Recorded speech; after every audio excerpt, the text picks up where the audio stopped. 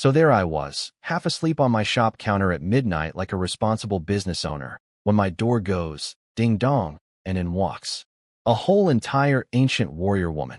Red armor, helmet with a plume, sword on her hip, the full package.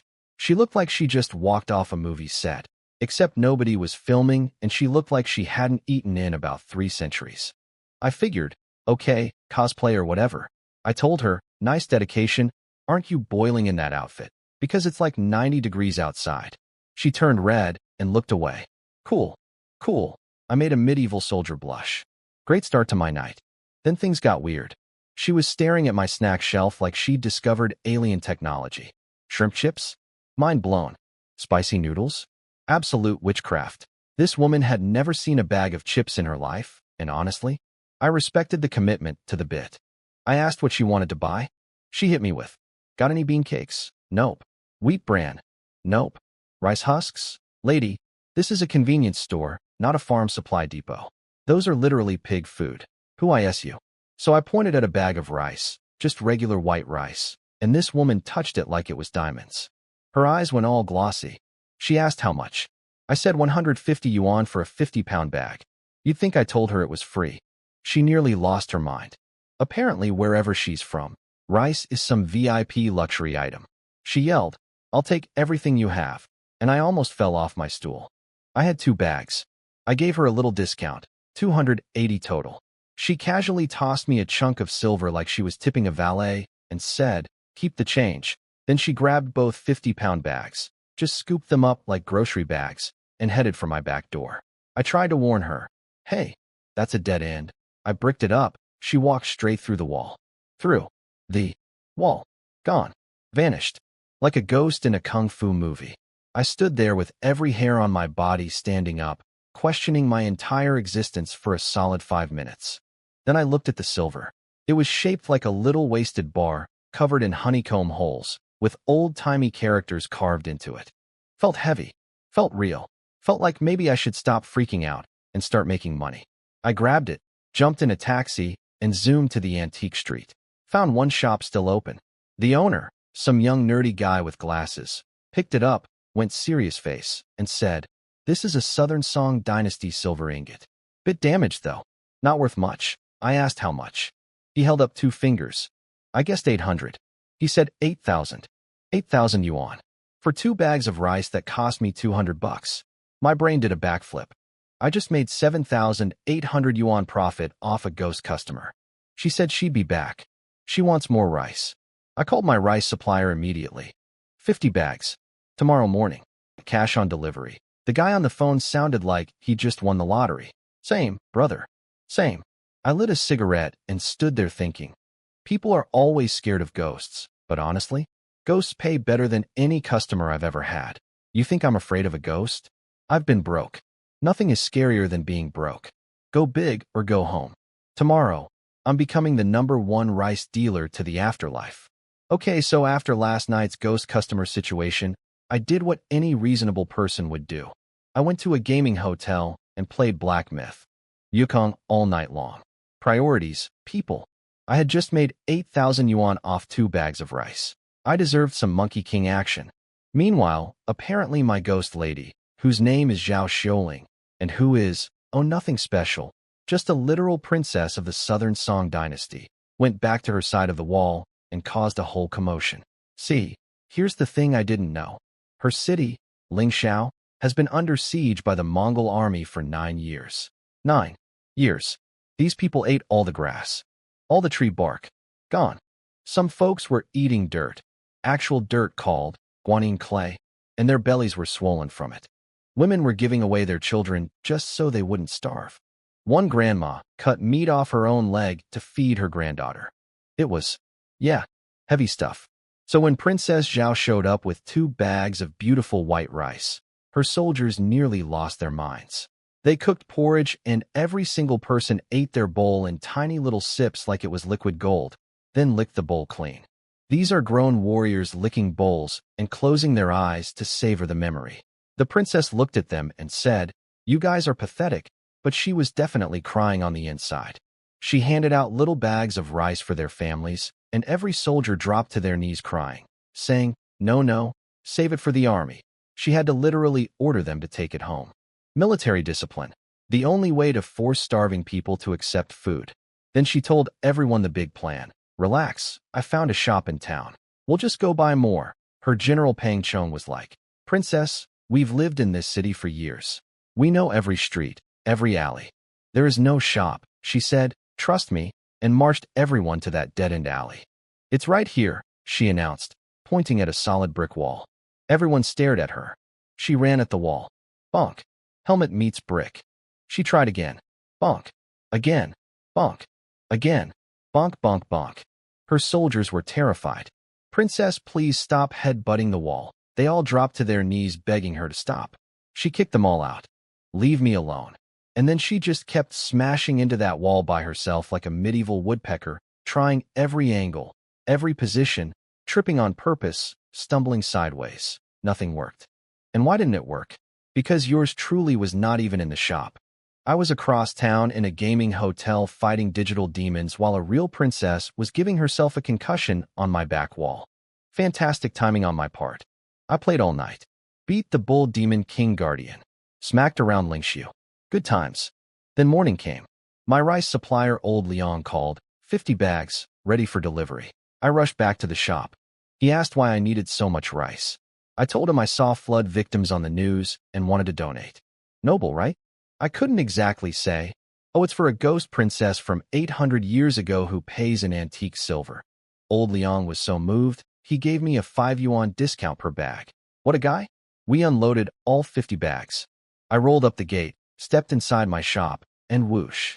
A red blur launched at me like a guided missile and slammed right into my chest. The princess was already inside, waiting. This whole time, she literally threw herself at me. And that, ladies and gentlemen, is how you get a customer so loyal they headbutt walls for you.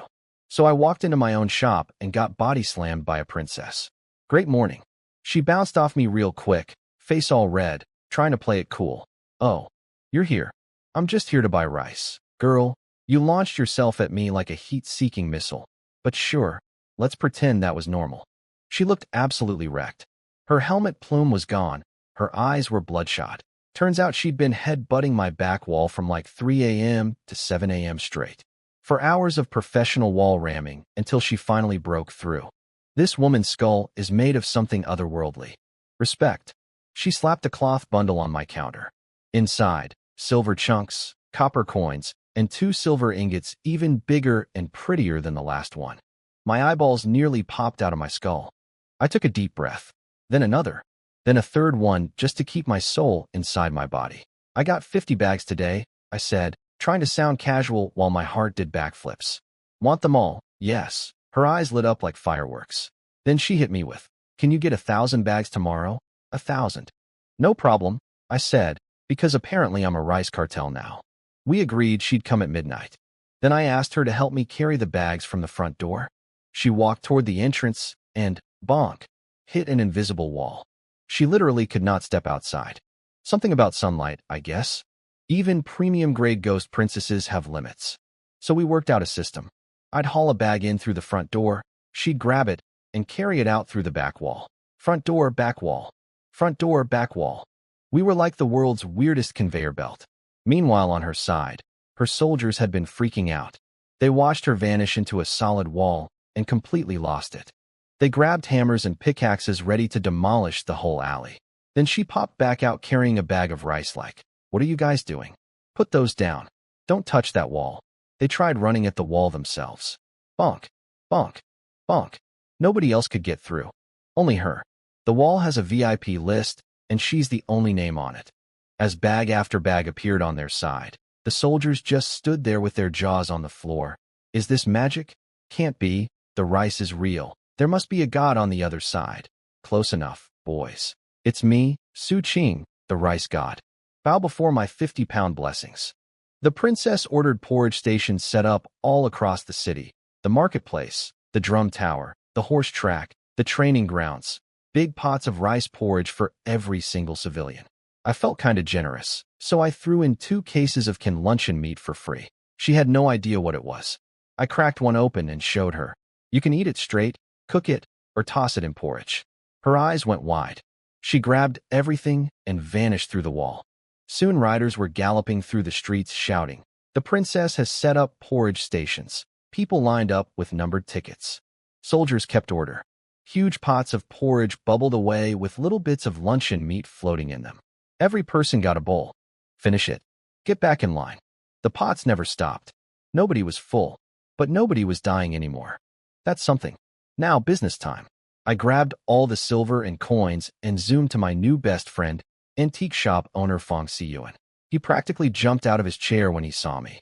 The 2 new silver ingots? 40,000 yuan each. Near perfect condition. 3 of the copper coins? 70,000 combined. One of them was some ultra-rare Song Dynasty Iron Mother coin. There was one more coin. A Jiaoding Fengbao. That was so rare, even Fong couldn't price it. He needed to send photos to his grandpa. When the antique dealer has to call his grandpa, you know you've hit the jackpot. For today's haul, the silver ingots, the regular coins, and the loose silver scraps, 170,000 yuan. 170,000. I did the math in my head. 1,000 bags of rice costs 125,000 yuan. After selling the antiques, I'd still pocket 45,000 in pure profit. Plus I still have that mystery grandpa coin that could be worth who knows what. I walked out of that antique shop and called old Liang at the rice warehouse with the energy of a Wall Street broker. 1,000 bags. Before sunset. Cash. I could hear him choke on the other end of the phone. Listen, some people are scared of ghosts. Me? I'm running a cross-dimensional rice empire, and I've never been happier. The ghost princess pays in museum-grade currency, and I pay in bulk grain. This is the greatest business model in the history of commerce, and nobody can convince me otherwise. 1,000 bags of rice filled my little shop floor to ceiling. It looked like I was running a rice fortress. Old Liang from the warehouse thought I was the most generous man in China.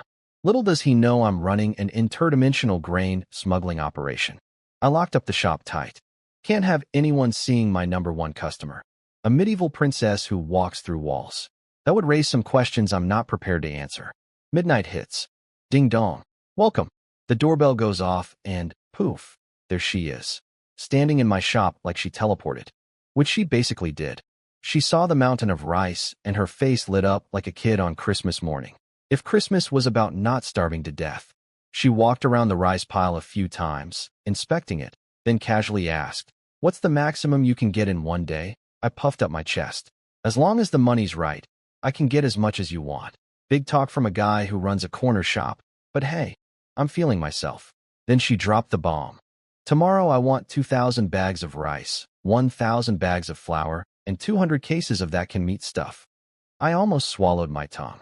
This ghost, or whatever she is, just placed an order bigger than most supermarkets handle in a month.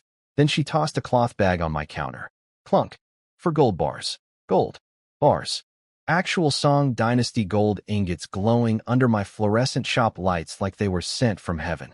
"That's your deposit," she said. 100 taels of gold. Deliver by morning, you get another 100. I picked one up. Heavy. Beautiful.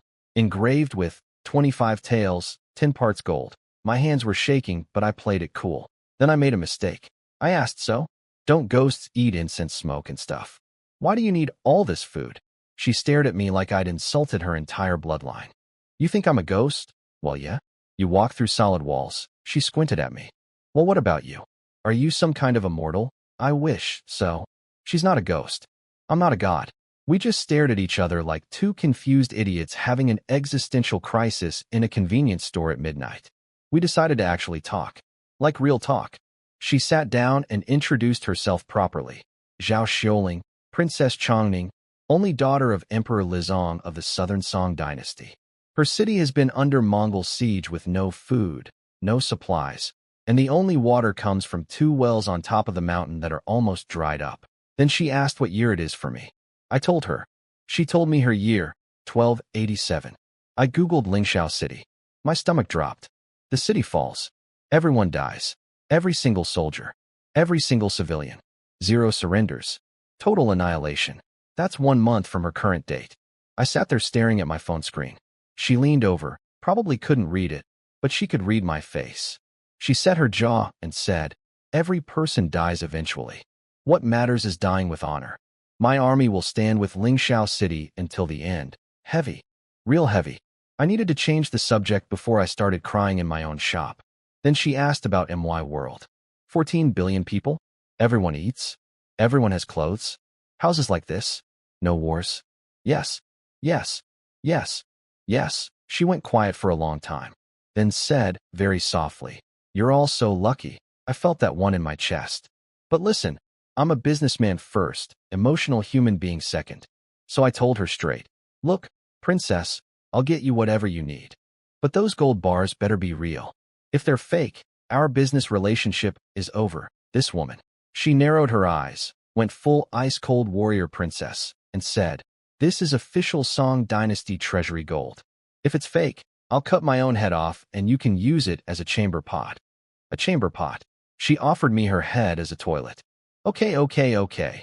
No need for decapitation. I believe you. We're good. Please stop talking about severed heads. She huffed, did a formal martial arts bow, and vanished through my wall. Just gone. Like walking through a curtain, except the curtain is solid brick. This woman is terrifying, and she's my best customer. I grabbed the gold and rushed to my boy Fong Siyuan's antique shop. He lit up when he saw me. I'm basically his favorite person now. But today there was someone else in the shop, an old man with messy white hair, studying a photo with a magnifying glass. Turns out that's Fong's grandpa, Fong Daqian, one of the top antique experts in all of China. He's been on every treasure hunting TV show you can think of. Grandpa was examining the photo of that mystery copper coin from last time. I handed him the real thing. He sniffed it. He sniffed the coin. These antique people are wild. Then he looked up with the most serious face I've ever seen. The Jiaoding Fengbao with Quan Wu marking. No physical specimen has ever been documented. This coin is worth 1 million yuan. 1 million yuan. For a coin. My knees went weak. But I wasn't done. I casually placed 1 gold ingot on the table. Grandpa nearly had a stroke. Southern Song 25 tael gold ingot. Only the richest nobles used these. 931 grams. At the collector's rate. 1 million yuan. Cool, I said, reaching into my bag with the smoothness of a magician. I've got 3 more. I placed them on the table. 1, 2, 3. Grandpa Fong and Little Fong both gasped so hard I thought they'd vacuum the air out of the room. For gold bars. 1 legendary coin. We're talking about millions here. Let me do some quick math on my rice career progression. Night 1, 8,000 yuan. Night 2, 170,000. Night 3, multiple millions. 3 days ago, I was a sleepy dude in a corner shop. Now I'm the richest rice dealer in human history, doing business with a princess from 1287 who threatens to turn her own head into bathroom furniture when you question her integrity. Life is beautiful. 5 million yuan. 5 million. That's how much I walked out of that antique shop with. Old Grandpa Fong and Little Fong just sat there staring at empty space after I left, probably questioning every life choice that led them to paying me 5 million for old coins and shiny bars. Apparently Grandpa later told his grandson to shut up about market prices because you can't just find stuff this perfect on the market. He thinks I'm sitting on a secret treasure vault. He's not wrong. My treasure vault just happens to be a medieval princess who pays in museum pieces. Now here's where my brain started doing something weird. It started having feelings. I looked up the history again. 1 month. That's all Lingxiao City has left. Then the Mongols break through and kill everyone. 40,000 people. Men, women, children, soldiers. Nobody surrenders. Nobody survives. And here I am, the guy selling them rice. But listen, I, Su Qing, am a new era young man with ideals, courage, work ethic, and determination. And I swear on every light in this shop that losing a customer is not what I'm worried about. Not at all. Definitely not. Anyway, shopping spree. I went absolutely berserk on my phone. Same day delivery. Tomorrow morning, 8 a.m., send everything to Happy Road, Xinguang Convenience Store. 20,000 steamed buns, 140,000 yuan. 500 cases of eggs, 20,000. 200 cases of noodles. 500 cases of instant ramen. 100 cases of pickled vegetables. 100 barrels of cooking oil. 100 cases of salt. If I could think of it, I ordered it. My phone was smoking. The old shop? Done. No more regular customers. This is now the official Zhao Xiuling interdimensional supply depot. I cleared out every single snack, every shelf, everything. The shop needed to be completely empty for tomorrow's mega delivery. Then I had a thought that made my heart race. If SHE can come to MY's side, can I go to hers? I took a deep breath and pressed my fist against the back wall. It went through. My actual fist, inside a solid brick wall, like pushing into thin air. My brain exploded. So I backed up and full speed charged the wall like a bull. Wham! Face first into brick. Collapsed on the floor. Nope. Only my fist goes through. The rest of me stays very much on this side, with a brand new bruise on my forehead. Cool. Great. Love that for me. But wait, what about objects? I grabbed a water bottle and chucked it at the wall. It disappeared. Just gone. Swallowed by the brick like it was made of air. I stood there grinning like a maniac. I'm basically a catapult now. I can launch things into the year 1287. So I did what any sane person would do. I started pushing everything through the wall. Shelves? Gone. Snacks? Gone. Chips, spicy strips, shrimp crackers, instant noodles, cookies. I shoved it all through like I was feeding a hungry wall. By 4 a.m. my entire shop was empty. But that's just the appetizer. I called a flatbed cart manufacturer. I need 300 push carts. Cash. Right now. The guy probably thought I was insane. 300 carts showed up, and I lined them all up inside my shop like a tiny warehouse army. Dawn broke, and I hopped on my electric scooter, zooming to the morning farmer's market. Picture this. Dozens of farmers with their trucks full of vegetables, haggling with vendors, normal Tuesday morning vibes. Then I showed up. How much for your eggplant?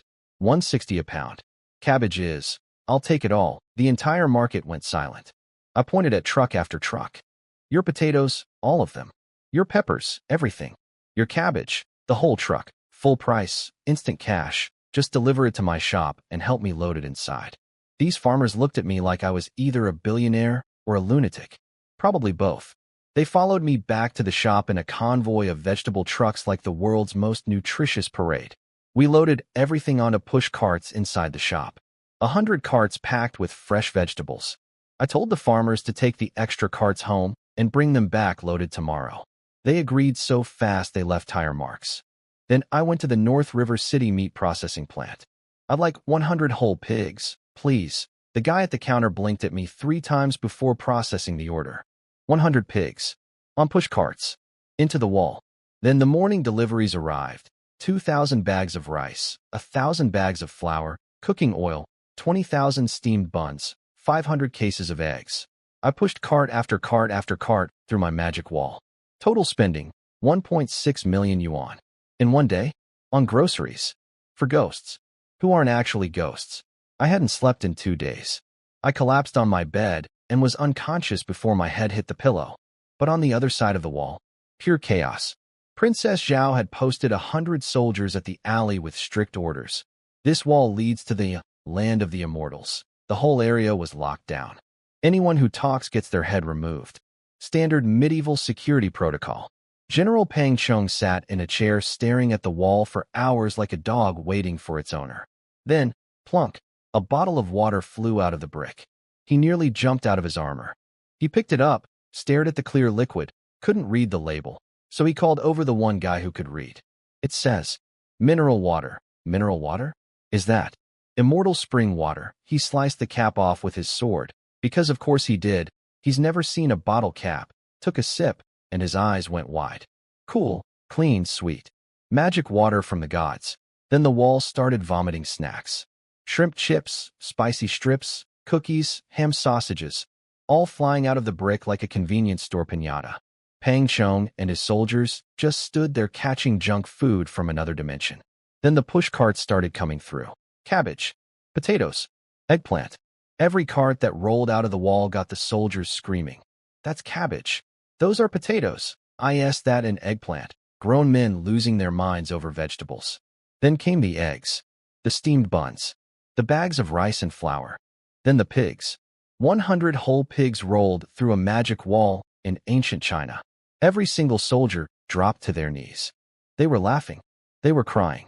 They were doing both at the same time, tears and snot everywhere, because for the first time in years, Lingxiao City had food. Real food. Mountains of it.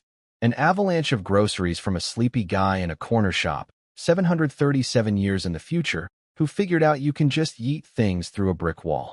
Lingxiao City was going to survive, and I was going to sleep for approximately 19 hours. I woke up to a sword in my face. Let me back up. I had passed out cold after 2 days of zero sleep and 1.6 million yuan worth of grocery shopping. I was in my underwear, snoring like a chainsaw, when my phone started blasting the Great Ming War song ringtone. On the other side of that ringtone was Princess Zhao Xiaoning, who had walked through my wall, found me half naked in bed, turned the color of a tomato, and was trying to quietly leave when my phone scared the living daylights out of her. She drew her sword. Full battle reflex. Ancient steel gleaming under my ceiling light. I woke up screaming. What are you doing? And nothing. I just heard that sound. It's a phone. My heart was doing about 200 beats per minute. Note to self. Never fall asleep near a medieval warrior princess who solves problems by unsheathing weapons. Then I saw who was calling. Lu Yuanyuan. My girlfriend. The one I'm technically engaged to. I gave the princess the universal SHHH finger and answered all smooth. Yuanyuan, baby. She said she's coming back to town tonight to talk about our wedding. We've had an arranged engagement for a while, but after my parents died in a car accident, my grandma and uncle basically stripped me of everything except this tiny shop. Yuanyuan stayed in the provincial capital, and we've been doing long distance ever since. But now she's finally coming back. I hung up feeling pretty good about life. Then I turned to business. Xiaoning, did you get everything I sent through the wall? First time I called her by her first name. Her face went pink again. This princess blushes more than a traffic light. She tossed me a sheepskin bag, the final payment, and said, yes, I got it all. Thank you. Now, before she showed up, she'd had quite a morning on her side. Let me paint the picture. General Pang Chong and the soldiers had been guarding the magic wall when pushcarts full of food started rolling out of solid brick like some kind of grocery store portal. Rice, flour, vegetables, eggs, canned meat, and then 100 whole pigs. These guys hadn't seen a real meal in years, and suddenly pork is flying out of a wall. But the real moment? The steamed buns. Pang Chong ripped open a bag and bit into one. His eyes rolled back. Soft, fluffy, no sand, no bran, no sawdust, just pure white bread perfection. A soldier asked, is it good? And Pang Chong's mouth was so stuffed he couldn't even answer, just threw the whole bag at them like, see for yourself. They were all chomping away when one tiny soldier, a kid called San Lang, skinny as a stick, just sat there holding his bun without eating, licking his lips, but not biting. Pang Chong asked why. My family has never tasted a bun this good. Can I take it home to them? Every single soldier froze. Dead silence. Just a bunch of battle-hardened warriors trying not to cry over a steamed bun. Pang Chong walked over, grabbed the kid's head, and growled, I order you to eat that bun. And all of you, everyone takes an extra one home to your families. That's a direct command. But sir, that's against the rules. I am the rules. Military enforced emotional eating. Beautiful.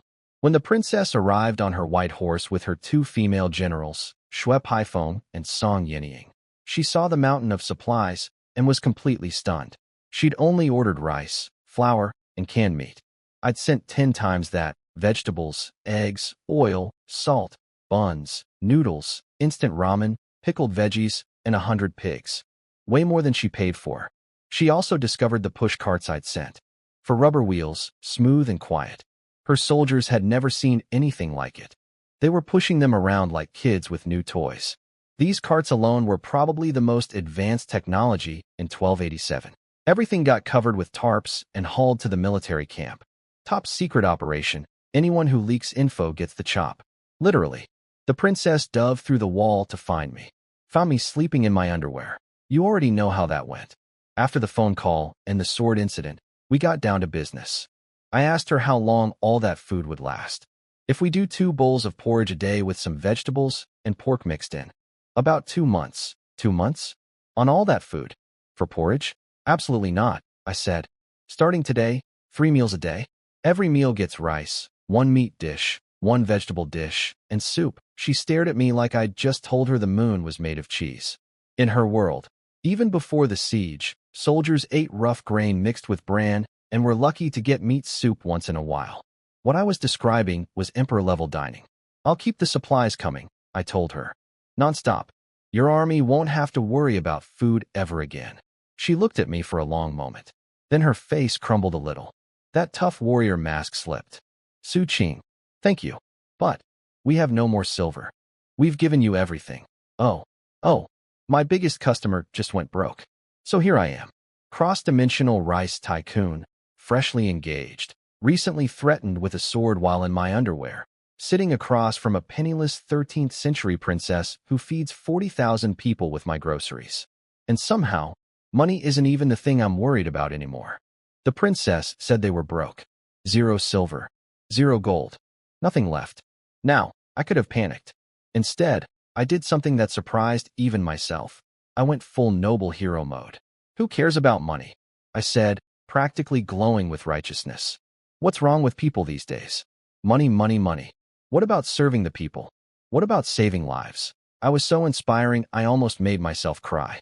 But then reality kicked in because, yeah, supplies cost actual money. So I came up with a genius plan. I told her, forget gold and silver. Just collect copper coins from everyone in the city. Any Song Dynasty copper coin gets you 1 pound of rice. The rare ones, Iron Mother coins, Jiaoding specials, those get you a whole bag. Here's the beautiful part she doesn't know. Even a common Song Dynasty copper coin is worth at least 100 yuan to collectors. 1 pound of rice costs 3 yuan. That's like a 3,000% profit margin. I'm basically printing money with old pennies. She looked at me with concern. 1 coin for a whole pound of rice. Won't you lose money? So what if I do? We're saving lives here. I am a saint. A very profitable saint, but a saint nonetheless. She stepped back and gave me a formal military salute with both fists. I waved it off because I'm humble like that. Then she mentioned the real crisis. Water. The 2 wells on top of the mountain are almost dry. No water means everyone dies anyway. Rice or no rice. "I'll send 10,000 cases of bottled water," I announced. "No, too precious. We need regular water. Lots of it." My brain started spinning. If I can push things through the wall, what about a water pipe? I could connect a hose on my side, turn on the tap, and water just flows through the magic wall into 1287. My water bill would be insane, but who cares? I'm a copper coin millionaire. I told her to meet me at noon to test it. She asked, "Noon? That's the hour of the horse, right? Different time systems." Of course. So I took off my wristwatch and put it on her. Our fingers touched during the handoff, and this warrior princess who headbutts walls for fun and threatens people with decapitation turned bright red like a schoolgirl. She'd never touched a man's hand before. 700 years of cultural difference, folks. I also told her to draw me a map of the city and the Mongol positions, and to move her headquarters right next to the Magic Wall Alley so we could communicate easily and receive supplies faster. She agreed to everything and vanished through the wall. I checked the sheepskin payment bag. 4 more gold ingots plus a pair of gold earrings. Crescent moon-shaped, chrysanthemum pattern, absolutely gorgeous craftsmanship. Clearly her personal jewelry. She gave me literally everything she had left. I took the earrings to Grandpa Fong at the antique shop. Both Fangs practically bowed when I walked in now. I'm their favorite human being. Grandpa examined the earrings with shaking hands. Chrysanthemum pattern gold earrings. No oxidation, no damage, perfectly preserved for over 1,000 years. Market value 300,000. I'll pay you 500,000. I'll think about it, I said, and walked out. I'm not selling those earrings for 5 million. My girlfriend Lu Yuan is coming home tonight, and these ancient golden chrysanthemum earrings are going to be her gift. She's going to flip. Next stop, hardware store. I bought pipes, flexible hoses, connectors, faucets, water tanks, cups, everything I needed for my cross-dimensional plumbing project. Then I headed back to the shop. Problem: Happy Road looked like a farmer's convention. Trucks everywhere, carts of vegetables lined up, people shouting and haggling. Way too much attention. This was supposed to be a secret interdimensional supply chain, not a public marketplace. I had all the farmers push their loaded carts directly inside the shop, then went to see the big boss, Huang Rentai at North River Trading Company. I cut a deal. He supplies everything: rice, flour, oil, noodles, vegetables, pork, salt, soy sauce, vinegar, sugar, delivered daily on push carts straight to my shop. Same-day delivery, same-day payment. The man looked at me like I was a walking ATM, which I basically am. He agreed to have the first shipment by 4 p.m. Beautiful. Finally, I got some breathing room and started connecting the water pipes. Meanwhile, on the princess's side, things were happening. The mountain of supplies I'd sent earlier arrived at the military kitchen.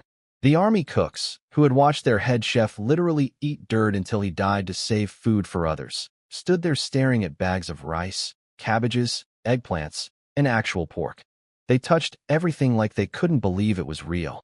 They cried. They laughed. They cried again. Pang Chong marched in and barked. Princess says 3 meals a day. Meat, vegetables, and soup at every meal. Don't worry about running out. She'll keep sending more. Yes, sir. Do we make white rice? Yes. White rice. Just cook and stop asking questions. Every single cook dropped to their knees. Then some soldiers stumbled back into camp, bleeding and beaten up. General Pang, the water we collected. Civilians attacked us and stole it. So we've got food figured out. But the water situation? That's about to get ugly. Good thing I just bought 50 feet of garden hose and a really nice faucet. Time to become history's first interdimensional plumber. So while I was on my side of the wall playing plumber, connecting PVC pipes and faucets like some kind of Home Depot warrior, absolute chaos was happening in 1287. Here's what I found out later. Lingxiao City had 2 wells on top of the mountain. One dirty, one clean. After 9 years of drought, both were basically empty. The civilians were dying of thirst, lips cracked, throats on fire, kids collapsing in the streets. And the princess had been rationing every drop, trying to keep enough water to make porridge at the soup kitchens. Then it all went sideways. Deputy General Zhang Tingji was escorting a water cart through the city when a crowd of desperate civilians surrounded it. Skin and bones, every single one of them. An old man, shaking like a leaf, charged at the cart first. Then another. Then another. Then everyone. Zhang Tingji was screaming, "Stand back," with his sword drawn, tears running down his face, because some of these people were his own relatives. His soldiers were crying too. You can't swing a blade at your neighbor's grandma. But orders are orders. He cut one person down. Blood everywhere. But nobody stopped. They rushed the cart like a tidal wave and flipped it. Water spilled across the ground, and people dove face first into the dirt, licking puddles off the stone. Others threw themselves onto the water bags, drinking like animals. Blood and water mixing together on the ground. Soldiers swinging swords at unarmed civilians fighting over mud puddles. This was rock bottom. Then hoofbeats. The princess came thundering down the hill on her white horse with hundreds of cavalry behind her. Everyone stop. The crowd froze. Surrounded. Done for. One old man dropped to his knees. Princess, it was me. Kill me. Leave my family alone. Then another. And another. Everyone kneeling, begging to die, because at least they got one last drink of muddy water before the end. Zhang Tingji wanted them all executed. Makes sense from a military standpoint. No water means no porridge. No porridge means the army can't fight. Army can't fight means Mongols break in and kill everyone. But the princess? She played it different. Did any of you drink the porridge from my soup kitchens? Silence. That water you just spilled was for the porridge. Now nobody gets fed. You understand what you did? The crowd went dead quiet. It hit them all at once. They didn't just steal water, they stole food from every mouth in the city, including their own families. Then the princess dropped the bombshell. All men who participated, you're drafted into the army. 3 meals a day, white rice, meat, vegetables, and soup. Every jaw in the crowd hit the floor. Everyone else, help build city defenses. Same deal, meals provided. People were crying, laughing, choking on their own disbelief. Did she say? Meat? And soup? And, she continued, we're opening a shop on West City Street. 1 copper coin buys 1 liter of rice or flour. 5 liters per person per day. And we'll supply water too. 1 copper coin for a liter of rice. That's my exchange rate. Passed down through the magic wall, turning worthless pocket change into survival for 40,000 people. I set that price to make a killing on antique coins, and she turned it into a lifeline. I'm a genius, and I didn't even know it. Now somewhere in that crowd, there was a big scary dude named Lu Haida with a face full of beard, and his weasel-faced buddy Ho Lu. These guys were clearly up to no good. They'd been hoarding food and selling it, and they did not like the sound of cheap rice crashing their black market. They followed the crowd to West City Street to see if the princess was bluffing. She was not bluffing. My plumbing project was ready.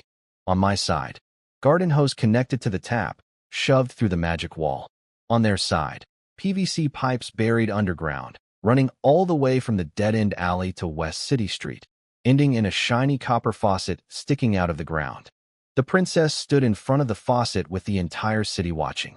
She grabbed the handle. It didn't turn. Oh no. She pushed harder. Nothing.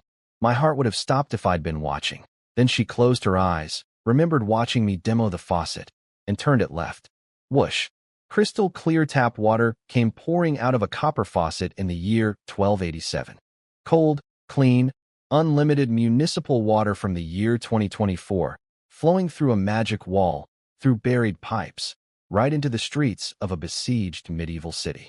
Every single person, soldiers, civilians, children, elderly, dropped to their knees. Water. We have water. Praise the gods for this divine water. They thought it was holy water from the heavens. Nope. It's just Su Qing's tap water. From his convenience store.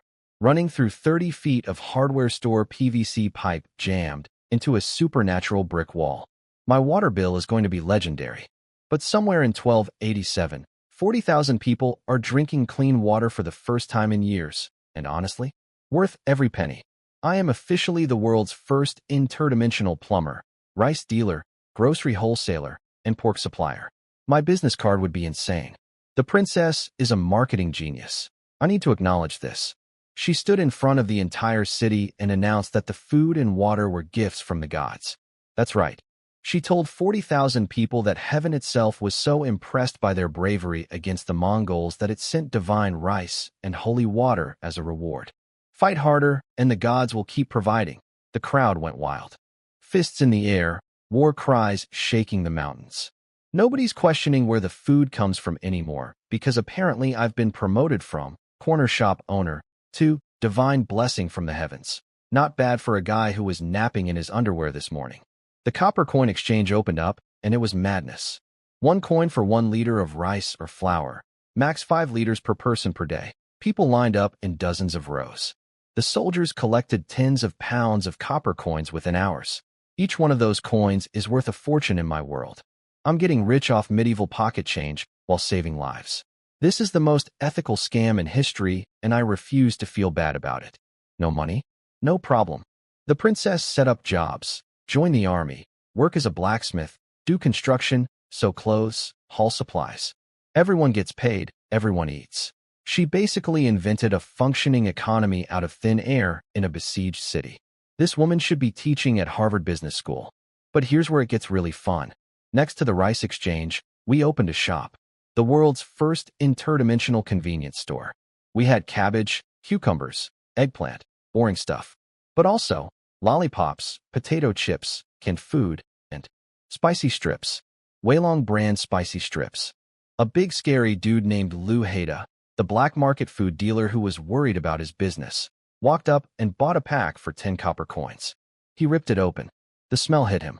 Spicy, sweet, mysterious. He took one bite. His soul left his body. This guy, a hardened, bearded, medieval tough guy who survived 9 years of siege warfare, stood there sucking his fingers clean and whispered, "What manner of immortal delicacy I asked this?" He bought another pack. His weasel buddy Ho Lu bought one. Then the guy next to them. Then the next. Within minutes, there was a crowd of 13th century civilians standing around eating spicy strips with their eyes closed in pure ecstasy. Someone read the slogan on the package out loud. "Let me eat a pack of spicy strips to calm down." It became a catchphrase. In medieval China, Weilong's marketing team has no idea their product just went viral 737 years in the past. Now, that weasel Ho Lu had wanted to burn all our food supplies to protect their black market racket. Lu Haida grabbed him by the collar and shut that down real fast. You can kill people, but you do not waste food. Even the villain has principles. He's evil, but he's not stupid evil. The princess showed up at my wall later and dumped 2 giant bags of copper coins on the floor.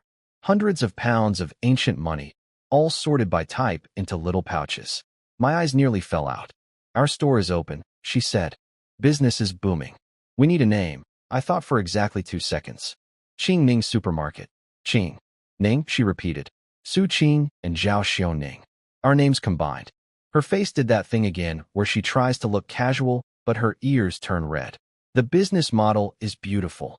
I supply goods from the future. She sells them in 1287. The copper coins come back to me worth a fortune.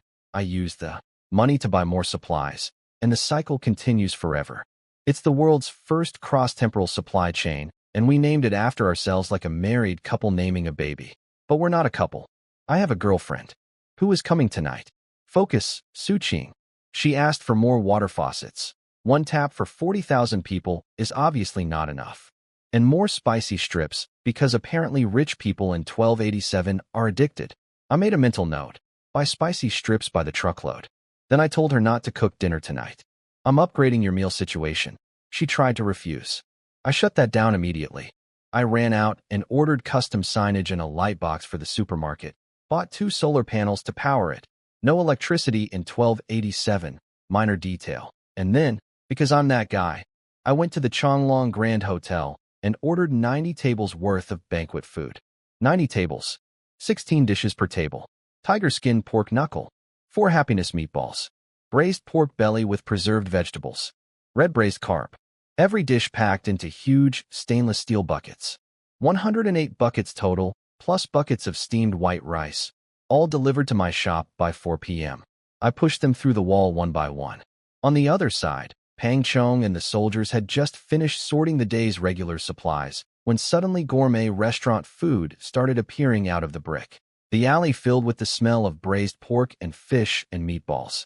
These soldiers, who were eating dirt 2 days ago, were now standing in front of 108 buckets of 5-star cuisine. Pang Chong, a man who has killed people in battle without flinching, looked at the food and whispered, "Princess, can we eat this?" She told them to keep 1 share for themselves, 1 for their families, and send the rest to the entire army kitchen. Then she glanced at my wall. I think she wanted to come thank me, but she knew my girlfriend was arriving tonight. So she just looked at the wall for a moment and walked away. That's the thing about Princess Zhao. She swings swords, headbutts walls, commands armies, invents economies, and gives speeches that make grown men weep. But she won't walk through a magic wall because she doesn't want to interrupt a guy's date night. Respect. Now if you'll excuse me, I have a girlfriend to pick up and some chrysanthemum gold earrings to deliver. Tonight, I'm a normal boyfriend. Tomorrow I go back to being the god of groceries. Time for a quick break from saving medieval civilizations to deal with my love life. Spoiler. It goes about as well as head-butting a brick wall. My girlfriend, well, ex-girlfriend now, Lu Yuan was back in town. I hadn't seen her in 6 months, and I was genuinely excited. We had an arranged engagement set up by our parents back when my family was loaded. Dad had a company, thousands of millions in assets, the whole package. Then my parents died in a car crash, and my grandma and uncle swooped in like vultures and took everything. Left me with 1 tiny shop and 0 support. Did Yuan stand by me during all this? She stayed in the provincial capital and basically ghosted me for months.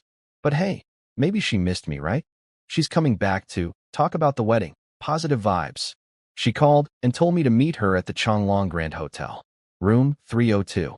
Now, funny thing about that hotel, I had just ordered 90 tables of food there earlier today. Paid 100,000 yuan deposit. Signed a long-term catering contract. I'm literally their biggest customer. The hotel gave me super VIP status with a free meal once a year. I hopped on my electric scooter and rode over. The second I pulled up, I heard, Su-Ching. I barely recognized her. Rose gold curled hair. Giant gold hoop earrings. Pearl necklace diving into a deep V-neck dress.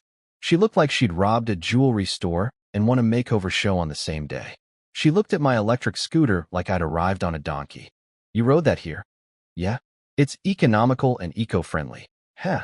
Sure. Her parents climbed out of a car behind her. Dad Lu Zhankui and Mom Higuaiji. They looked at me like I was a stray dog who wandered into a 5-star restaurant.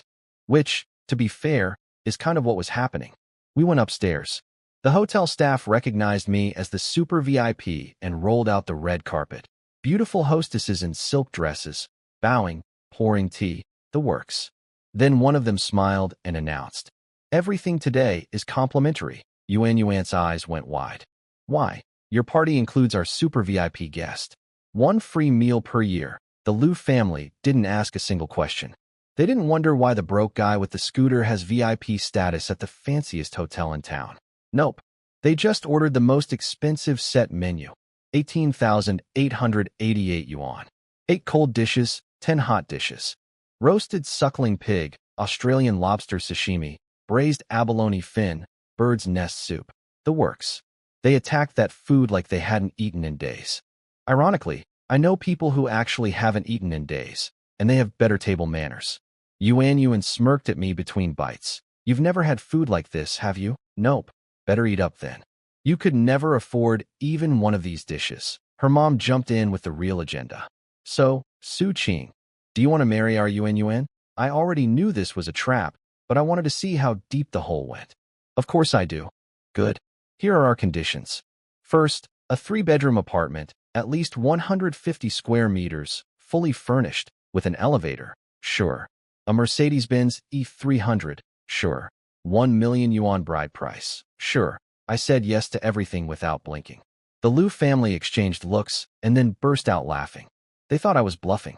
In their minds, I'm still the broke orphan with a corner shop. They had no idea I'd made millions in the past 3 days selling ancient coins and gold bars from the year 1287. Mom, he sneered. Let's be real, Su Qing. You were only good enough for our daughter when your family had money. Now you're a toad trying to eat swan meat. You're not worthy. Yuan didn't even bother being subtle. We're breaking up. I already have a new boyfriend. He's the son of the boss of North River Trading Company. 100 times better than you. Stop bothering me. North River Trading Company. That's Huang Rentai's place. The same company I just hired to be my exclusive supplier. The same company that basically works for me now. Her new boyfriend's dad is essentially my employee. But I didn't say that. I just smiled. So the engagement is off? Yes. Off. Done. Finished. Even this? I pulled out the official engagement contract and slapped it on the table. She grabbed it, ripped it to shreds, and threw the pieces in the air like confetti. Snow-white paper fluttering down around us. Very dramatic. Very final. Get out, her mom screamed, pointing at the door. Stop being an eyesore. You sure about this? You really won't regret it? Out. All right then. I stood up, completely at peace. Actually, I felt amazing. Like a weight I didn't know I was carrying just floated away with those paper shreds. I reached for the door handle. The door opened before I could touch it. In walked Mr. Zhang, the hotel owner himself, holding a wine glass and beaming. Mr. Su, what an honor to have you at our hotel. Let me toast you. The Liu family's jaws dropped so hard they almost cracked the table. I shook my head. No thanks. I'm leaving. And this meal? Charge them full price. Nothing to do with me. I walked out. Behind me, I could hear Mr. Zhang's voice turn ice cold. That'll be 18,888 yuan. Cash or card? Boom. The family that just spent 10 minutes telling me I was worthless trash suddenly realized that the worthless trash was the reason they almost ate for free at the most expensive restaurant in town. The super VIP they just threw out like garbage. The hotel owner called in security. Big guys. Mean faces. Pay up. Every last cent. I'm told they paid. Slowly. Painfully. Like peeling off their own skin. And me? I rode my little electric scooter home with the wind in my hair.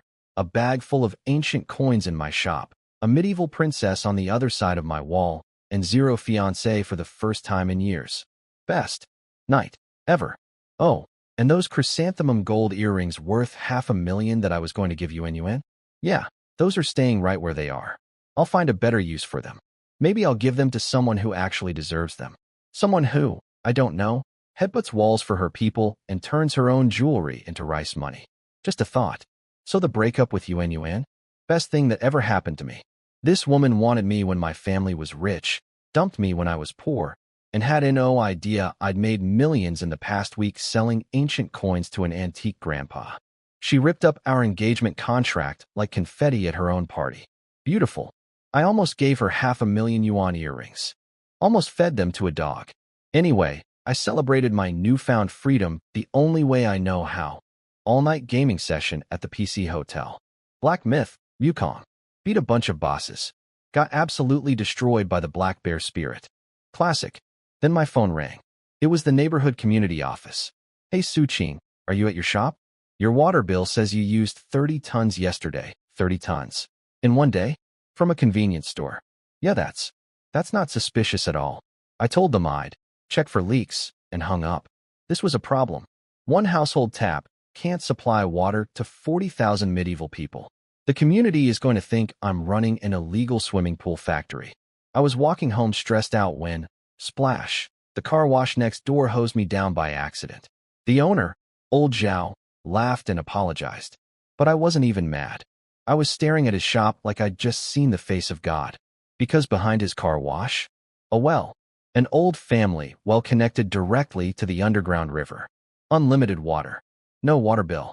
No community office calling me about 30-ton leaks. I whipped out a cigarette, handed him one, and smiled my most charming smile. Hey, Brother Zhao, you want to sell this place? No, 1 million yuan. It's not about money. This is my family's ancestral, 1.5 million. Listen, Su Qing, I'm trying to tell you, 2 million. Deal. We drove to the property office that same day. Cash transfer. Done. The car wash was mine. I hired movers, cleaners, and construction crews, like 50 people total. 3 days of nonstop work. Knocked down all the walls between my shop, the car wash, and the courtyard. Smoothed everything with cement so push carts could roll straight through. Bought industrial-grade irrigation pipes, 50 millimeters aluminum plastic composite, anti-rust, anti-corrosion, high-pressure rated, plus mountains of PVC pipes, connectors, faucets, and bags of cement. My little convenience store was now a full-blown logistics terminal with a private well. The interdimensional supply chain had just been upgraded. But then, the princess vanished. 3 days. Nothing. No midnight visits, no wall walking, no sword threats, no blushing. Just silence from the other side of the brick. I started panicking. Did the Mongols attack? Did the city fall? Is everyone dead? The history said 1288. That's only weeks away in her timeline. My stomach was in knots. The worst part? I can't go through the wall. Only SHE can come to me. I'm stuck on this side like a dog waiting at the door. The only comfort was that I could still push supplies through. If the wall still worked, she was probably still alive. Probably. Then on the third night, thud, thud, 2 bags of copper coins hit the floor. And there she was. She looked terrible. Face red as a tomato, shivering, coughing, voice like sandpaper. She could barely stand. I'm fine, she croaked, which is what people say when they are absolutely not fine. I reached out to feel her forehead. Her reflexes kicked in, and she tried to slap my hand away, but she was so weak she had zero power behind it, and just fell forward, right into my chest. She was burning, like hugging a space heater on max. You have a fever, I said, stating the obvious. I need to go back. You're not going anywhere. I picked her up. She fought me the whole way, which at this point meant light wiggling, and put her in my bed. Pulled the covers over her. She curled up into a ball, shaking like a leaf. Then it hit me. It's December in her world. Freezing cold. And these people have paper-thin blankets and half of them don't even have clothes. Of course everyone's sick. She'd been running a city, an army, and a medieval economy while burning up with fever for 3 days, and she still dragged herself through a magic wall to deliver my copper coins. This woman is absolutely insane, and I respect her more than any human being I've ever met. Why didn't you tell me about the cold? I yelled. I couldn't. Get out of bed. I went into emergency mode. Ran to every pharmacy in the neighborhood and bought them out. Ibuprofen, cold medicine, antiviral capsules, cough suppressants, antibiotics, entire cases of everything. Cleaned out like 6 stores. The pharmacists probably thought there was a plague outbreak. I made her take medicine, plugged in my electric blanket, and wrapped her up like a burrito. I wanted to call a nurse to give her an 4 injection, but explaining why there's a woman in Song Dynasty armor in my bed felt like a conversation I wasn't ready for. Then I called my supplier Huang Rentai. I need 10,000 coal stoves, 10,000 cases of coal briquettes, and 10,000 pots and kettles. Now, 10,000? Okay, no problem. This man has stopped questioning my orders. I could ask for 10,000 rubber ducks, and he'd just say, what color? Also, do you have military-grade blankets? No, but my buddy Oldway runs a military surplus store. Bit of a shady operation, but he's got the goods. A military surplus store? Run by a shady guy with wild connections? My eyes lit up like Christmas trees. Because what I need right now isn't just blankets. What I need is enough winter gear to outfit an entire medieval army. And something tells me Old Wei is exactly the kind of guy who can make that happen, no questions asked. Time to go shopping on the wild side. I walked into Grandpa Fong's antique shop carrying 2 sacks of copper coins like Santa Claus delivering Christmas to nerds. The timing was perfect. There were already 3 old guys in there having a meltdown over 1 coin. The same type of Iron Mother coin I'd sold before. One was the deputy director of the city museum, one was a famous collector from Liaodong province, and one was the boss of Hongxin auction house. 3 heavy hitters drooling over a single copper penny in a protective case. Grandpa Fong was sitting there playing it cool. It's just a little Iron Mother coin. What's the big deal? Meanwhile, these 3 guys were practically hyperventilating. Then Grandpa slapped down the Jiaoding Fengbao coin, the one worth $1 million, and they nearly had simultaneous heart attacks. The auction house boss started at 120,000. The collector went to 150,000. The museum guy screamed, 2 million, and nobody argued with me. This was my cue. I walked in, dropped 2 giant sacks on the floor. Thud, thud, 100 pounds of ancient coins. The room went dead silent. Hey Fong, you buying copper coins? I got 2 bags. The museum deputies I twitched. What kind of coins? I opened the bags. Inside were dozens of smaller pouches, each labeled by type. I started pulling them out one by one like a magician pulling rabbits from a hat. This bag is Jiaoding Yuanbao. This one's Jianyan Yuanbao. This one's Qiandao Tongbao. The auction house boss, Mr. Du Wei, big shot, seen it all guy scoffed. Qiandao Tongbao? Those are extremely rare. The last one sold for 500,000 yuan at a 2010 auction. You're telling me you have a whole bag? Open it and see. He opened it. He turned to stone. Like, Medusa looked at him stone. Frozen solid. Collector Han leaned over to peek. Also froze. Then stuttered. These are all. Qiandao Tongbao? Du Wei put on gloves with shaking hands. Picked one up, sniffed it. Again with the sniffing. These antique people are obsessed with smelling old metal. And declared, no soil smell. Not from a tomb robbery. Not from underwater recovery. These are personally preserved collectibles. Pristine. The whole room exploded. All 5 of them, Grandpa Fong, Little Fong, Museum Lin, Collector Han, and Auction Du, were grabbing pouches, opening them, fondling coins, making sounds that really should be kept private. I knocked on the counter. Guys, I'm here to sell. Are you buying or not? Yes, all of them. At once. Fighting over who gets what. Museum Lin pulled out a coin price guide, and they started cataloging everything. One by one. Pouch by pouch. Jianyan Tongbao, 4,000 yuan each. Jianyan Zhongbao, 10,000 each. Baoqing Yuanbao Iron Mother, 500,000. Shaoxing Tongbao, 60,000. The calculators were smoking. 5 grown men doing math at the speed of greed. Final total, 52 million yuan. 52 million. From 2 bags of coins that medieval peasants used to buy rice at my interdimensional supermarket. Du Wei wired me the money on the spot. Then he got sneaky. He pointed at the bags the coins came in and said, all casual, hey kid, want to sell those bags too? I'll give you 100,000. The bags? My brain went, huh? But then Museum Lin gasped like he'd been stabbed. He grabbed one of the bags and stared at it. The sack had a little embroidered picture on it. 2 merchants carrying baskets, wearing traditional Song Dynasty clothing, drawn in just a few simple strokes, but incredibly lifelike. This is Southern Song Dynasty textile art. I've seen this style in the original along the river during Qingming Festival. The room imploded. Forget the coins. Forget the 52 million in coins.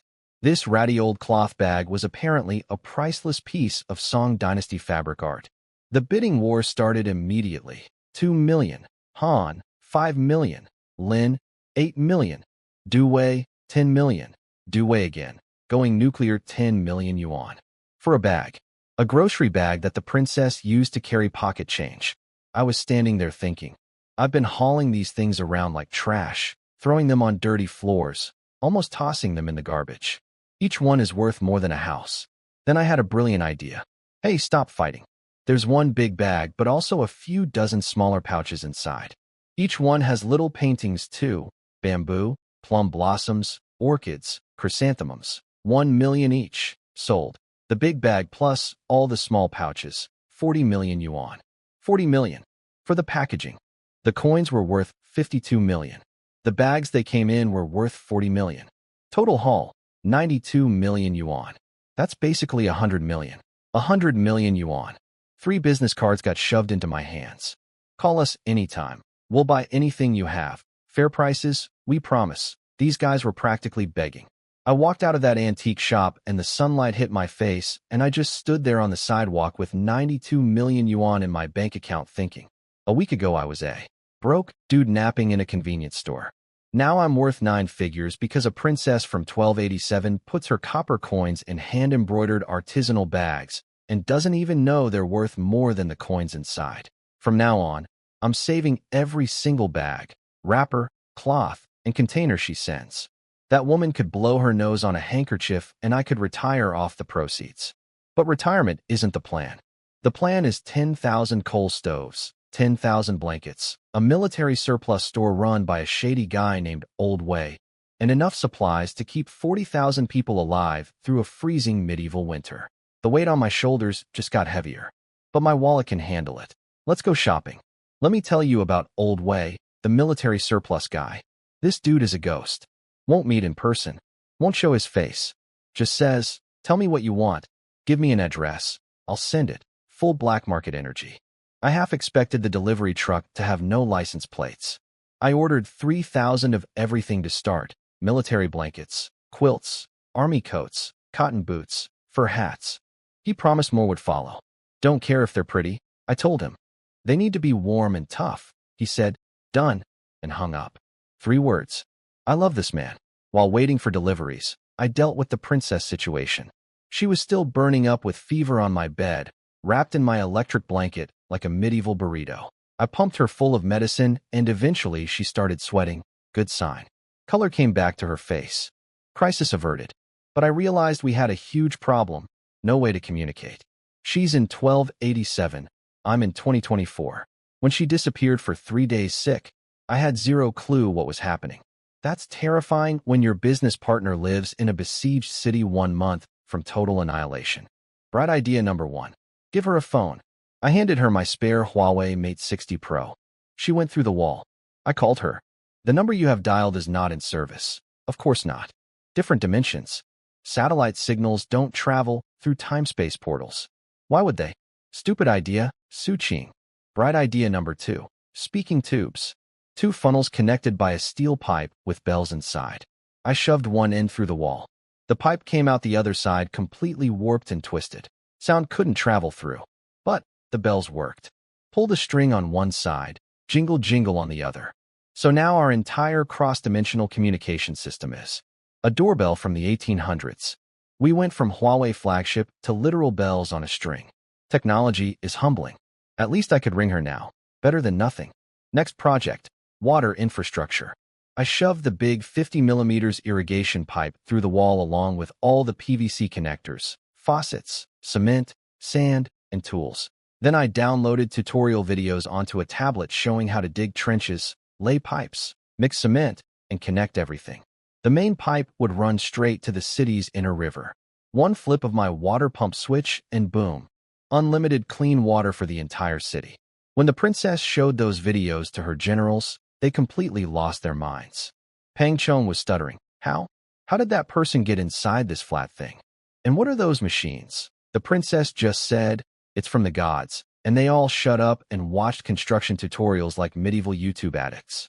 Then came the fun part. I sent over clothes for the women. The princess, her 2 female generals, Shui Haifeng and Song Yenying, and their 200 female soldiers. Sweaters, fleece pants, down jackets, deerskin boots. All warm, all lightweight. And bras. The princess held one up and stared at it like I'd handed her an alien artifact. What is this for? I couldn't exactly demonstrate. So I pulled up a video on the tablet and handed it over. She watched it. Her face went from confused to pink to red to volcanic. She shot me a death glare that could have melted steel. You pervert. Every woman in my world wears these. Take them or leave them. She HMPH'd, grabbed everything including the bras, and stormed through the wall. But she took them. Every single one. Lips say no, actions say yes. I know how this works. The military gear arrived that afternoon. Pang Chong put on an army coat, cotton boots, and a fur hat, and grinned like a kid in a candy store. Warm. So warm. Everything got distributed to the troops immediately. Now here's where my day got really interesting.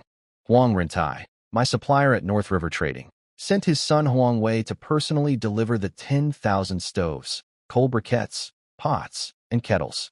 Smart move, networking the next generation. Except Huang Wei brought a little surprise gift for me. His passenger? A woman in a skin-tight dress, push-up everything, fishnet stockings, high heels, full makeup, ready to pounce. It was Lu Yuan, my ex-girlfriend, the one who dumped me 4 days ago. See, Huang Wei's brilliant plan was to use his own girlfriend as a human gift to win favor with the mysterious Boss Su, who spends millions at his dad's company every day. He literally brought her as bait. Seduce the rich client, babe. This is your ticket to the big leagues. And she was into it. Checking her makeup in the mirror, practicing her sexy walk, completely ready to throw herself at this wealthy mystery man. They walked into my shop.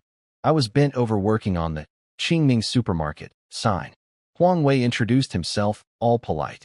I said, cool, sit down, we'll talk in a minute, without looking up. Then Yuan slinked over in her heels. Oh, Boss Su, I'm so thirsty, won't you get me some water? I pointed toward the wall. There's bottled water over there. Help your Liu Yuan, ex-Yu Qing, dead silence. Then she screamed, are you stalking me? Stalking you? In my own shop? Get over yourself, she spun to Huang Wei. Babe, don't be fooled. He's not some rich boss. He's my broke ex-boyfriend. He's a nobody, Huang Wei blinked.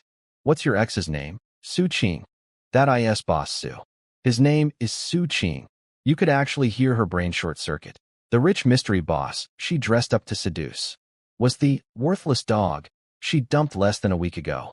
The same guy she told wasn't worthy. The same guy whose engagement contract she shredded like confetti. She started screaming insults at me. I looked at Huang Wei and said one sentence. Your guest is really loud. Smack. Huang Wei slapped her across the face so hard the sound echoed off the walls. Shut up. You think you can disrespect Boss Su? Get out. She stumbled out holding her red, swollen cheek.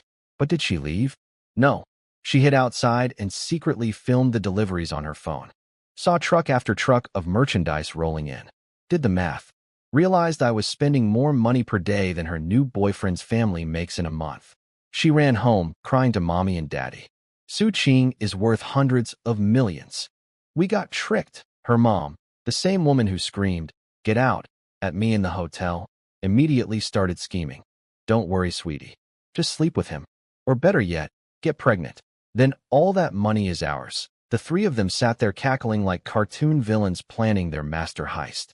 Meanwhile, I was in my shop connecting a solar panel to a light-up supermarket sign for a store that exists in the year 1287, feeding coal stoves through a magic wall to keep medieval soldiers warm, and communicating with a princess via literal bells on a string. And somehow, the Lu family thinks they're the ones with the clever plan. Good luck with that. Yuan who? I don't know her. Never heard of her. Moving on. I pushed 10,000 stoves, 10,000 cases of coal, 10,000 pots and kettles through my magic wall. The princess and her generals were already waiting on the other side like a well-oiled medieval Amazon warehouse team. Stoves and coal went straight to the people. Pots and kettles? Those went to the supermarket shelves. Because the princess is smart, she's not giving handouts anymore. You want a pot? Come buy it. You want coal? Earn copper coins first. Work for money. Spend money at our store. Store money comes back to me. I buy more supplies. Rinse and repeat. We basically invented capitalism in 1287, and honestly, it's working beautifully. That night, the grand opening of Qingning Supermarket happened, and I wish I could have seen it in person. Picture this. It's pitch black in a medieval city that has zero electricity, has never had electricity. Then suddenly, glowing in the darkness, a light-up sign. White background, green and blue borders, big bold characters reading, Qingning Supermarket, in beautiful calligraphy, powered by the solar panels I sent over. Shining like a beacon from the future. The entire city lost their minds. How is it glowing? It's brighter than 1,000 oil lamps. Thousands of people flooded into the streets just to stare at a backlit sign. They stood there with their necks craned, mouths open, looking at it like it was the face of God himself. A LED lightbox. These people were worshipping a lightbox. I mean, it is a pretty nice lightbox. I paid good money for it, but still. Then the princess stepped onto a platform in front of the crowd. And here's the thing. She was wearing the white down jacket I sent her, with the deerskin boots. Under the glow of the electric sign, she looked. I mean, people said she looked like a celestial being descended from heaven. I wasn't there, but I believe it. That woman could wear a potato sack and still look like she commands armies. Which she does. She gave a speech. And not just any speech, a full-blown, tear-jerking, fist-pumping, war-cry-inducing masterpiece. She talked about everything. The Mongol invasion starting in 1235, the fall of the capital, the Battle of Yishan where a minister jumped into the sea carrying the child emperor on his back, and 100,000 soldiers and civilians followed them into the water. City after city massacred. Every horror, every loss, every family destroyed. We are the last ones standing, she said. 9 years of siege. We ate the grass. We ate the bark. We drank the wells dry. But now, the gods have answered. The crowd was sobbing. Soldiers were shaking. Then she pointed at the sky and gave me the signal. Through the wall, the bell jingled. I heard it. I grabbed the electrical switch for the water pump connected to my well, aimed at the pipe running through the wall and up to the supermarket roof. I pulled the switch. Hush! A massive column of water erupted from the roof of Qingning supermarket and rained down on the entire crowd like a thunderstorm from heaven. Thousands of people standing in artificial rain, in a city that almost died of thirst a week ago. The gods have spoken. Divine rain. Divine rain. Every single person dropped to their knees. Soldiers, civilians, old people, children, everyone. Bowing, crying, praying, worshipping. I was standing on the other side of a brick wall with my hand on a water pump switch, watching my electricity meter spin like a helicopter blade, and somehow I'm a god now. I am the god of municipal water supply. Bow before me and my plumbing. The princess announced that starting tomorrow, everyone works. Blacksmiths, construction workers, wall repairers, supply haulers, daily wages, 3 meals a day. The entire city went from dying to employed in under a week. Nobody was scared of the Mongols anymore. These people would have charged a cavalry division barehanded after that speech. The princess could have told them to punch the moon, and they'd have started building a ladder. Now, while all this beautiful nation building was happening topside, some very ugly business was going down in the shadows. Remember Liu Haida, the big bearded black market guy who discovered spicy strips? And his weasel buddy Ho Lu? Turns out Ho Lu was way worse than I thought. They met in a hideout with their crew, surrounded by bags of overpriced crappy rice that nobody wanted to buy anymore, because MY rice was better and cheaper. Liu Haida wanted to pivot, dump the old stock, buy from Qingning supermarket at our prices, resell elsewhere. Shady, but reasonable. But Ho Lu had a different plan. The Mongol prince Tuowan had arrived with 300,000 troops outside the city walls. And Ho Lu had been secretly talking to a traitor, Zhang Wenhu, a former Song dynasty general who'd surrendered to the Mongols. The deal? Hand over the secret passages into Lingxiao city and get rewarded with gold and a military title. Ho Lu tried to recruit Liu Haida. Song dynasty is finished. Just give up the tunnel locations. We'll be rich under Mongol rule. Liu Haida's face went black. I've killed people. I've eaten human flesh. I've done terrible things. But I despise traitors. Ho Lu backed up nervously. Liu Haida drew his blade. Then stab. One of Liu Haida's own men drove a knife into his back. The traitors were already inside his crew. Ho Lu grinned. Surprise. Now tell us where the tunnels are, or die. But Liu Haida? This absolute lunatic, bleeding from a stab wound, laughed and launched himself at all of them like a wounded animal. So now we've got a spy crisis, a traitor network, 300,000 Mongols outside, and one maniac knife fighting his own gang in a dark alley. And I'm over here on my side of the wall, checking my water meter, completely unaware that everything is about to go sideways. Being a god is exhausting. So remember the divine rain miracle? Yeah, that was Pang Chong bear hugging a garden hose on a rooftop while I flipped a switch on my side. The entire city fell to their knees worshipping my plumbing, and nobody noticed the burly general hiding behind a chimney getting soaked. Greatest magic trick in history. David Copperfield could never. Meanwhile, The bra situation evolved exactly as I predicted. The princess went home to her heated quarters, 2 coal stoves burning, kettle whistling, toasty warm, and took off the down jacket, revealing the fitted sweater underneath. Apparently her figure in modern clothing was, well, her handmaidens couldn't stop staring.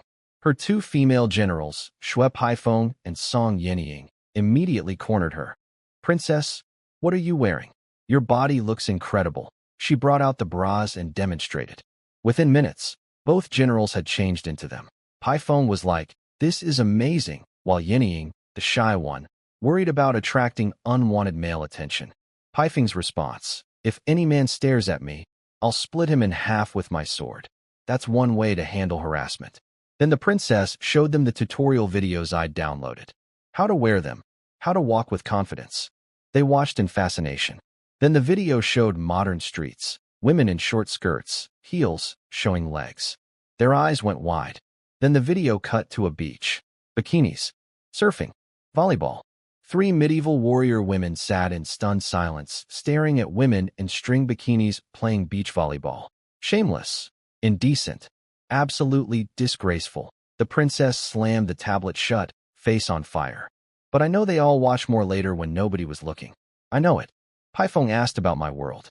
The princess tried to explain but realized she'd only ever seen my shop. Every time she crosses the wall, there's some kind of invisible barrier that keeps her inside my store. She's traveled through time and space, and her tourism experience is limited to a convenience store in a strip mall. She promised to ask me to download more videos. Then Paifeng asked, who's Su Qing? Is he the god? The princess's face flickered through about 7 emotions. She remembered me carrying her to bed when she was sick. She remembered the bra incident. She called me a lecherous scoundrel, and her eyes went cold. I'm a god and a pervert. Duality of man. Then everything went sideways. A soldier burst in. Princess. A civilian is here with an urgent message. They rushed out and found a man kneeling at the gate, covered in blood. Pang Chong had a blade to his throat. It was Lu Haida, the big-bearded, spicy strip-loving black market guy. Except now he looked like he'd fought his way through a meat grinder. Princess, he gasped. I used to work under the traitor Zhu Sison. I know something that could destroy this city. Turns out, Zhu Sison, the original architect who built Lingxiao City, had defected to the Mongols. And he'd left a secret tunnel running from the base of the mountain all the way up to the temple at the summit. A back door right into the heart of the fortress. The Mongol prince Tuohuan and his 300,000 soldiers? They weren't attacking. They were waiting for Zhu Sison to arrive and show them the tunnel. Then they'd pour through it like water through a pipe. And I know a thing or two about water through pipes, and slaughter everyone from the inside. That's how the city falls. Not from the walls being breached. From a traitor's hidden passage that nobody knew about. Well, almost nobody. Ho Lu, the weasel, had been secretly working with the Mongols this whole time. He'd tried to recruit Lu Haida, offering gold and a military rank. Lu Haida refused. I've killed people. I've eaten human flesh. But I am not a traitor, so Ho Lu's backup plan kicked in. Lu Haida's own men were already turned. They stabbed him in the back. Literally. Knife right through the body. But Lu Haida is built different. This maniac, bleeding from a stab wound, went full berserker mode and killed Ho Lu and every single traitor in the room. Then he dragged himself across the city, leaving a blood trail to warn the princess. The princess stayed calm. She already knew from MY internet search that the city falls in about a month. Now she knew how. They rode to the top of the mountain, found the old temple, found a dried-up well in the courtyard with a stone cap. Lu Haida said, "It's here." Pang Chong shoved Lu Haida aside and rappelled down on a rope. At the bottom, a dark, cold tunnel stretching deep into the mountain. Exactly as described. A secret passage straight to doom. Pang Chong climbed back up, pale-faced. It's real. Let's seal it now. The princess shook her head. Not yet. Guard it. I need to think. Then she rode straight back and came through my wall.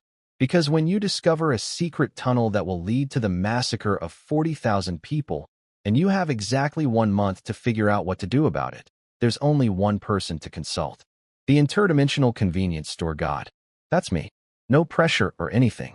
I was lying in bed, finalizing the second shipment of military gear with Old Wei. The invisible man who sells army surplus like a drug dealer sells product. Cash only. No questions. When a gust of wind hit me, and the princess materialized 2 feet away, I nearly had a heart attack. Can you please ring the bell before you appear? People can die from fright, you know. We have a problem, she said, ignoring my near-death experience. She told me about the secret tunnel, built by the same traitor general who designed the city in the first place. Runs from the base of the mountain straight up into the main temple. 300,000 Mongol soldiers are camped outside, just waiting for the architect to show up and hand them the keys to the back door. That's how everyone dies. Not a siege, not starvation. A secret passage nobody knew about, built by the one guy who knew every stone in the fortress.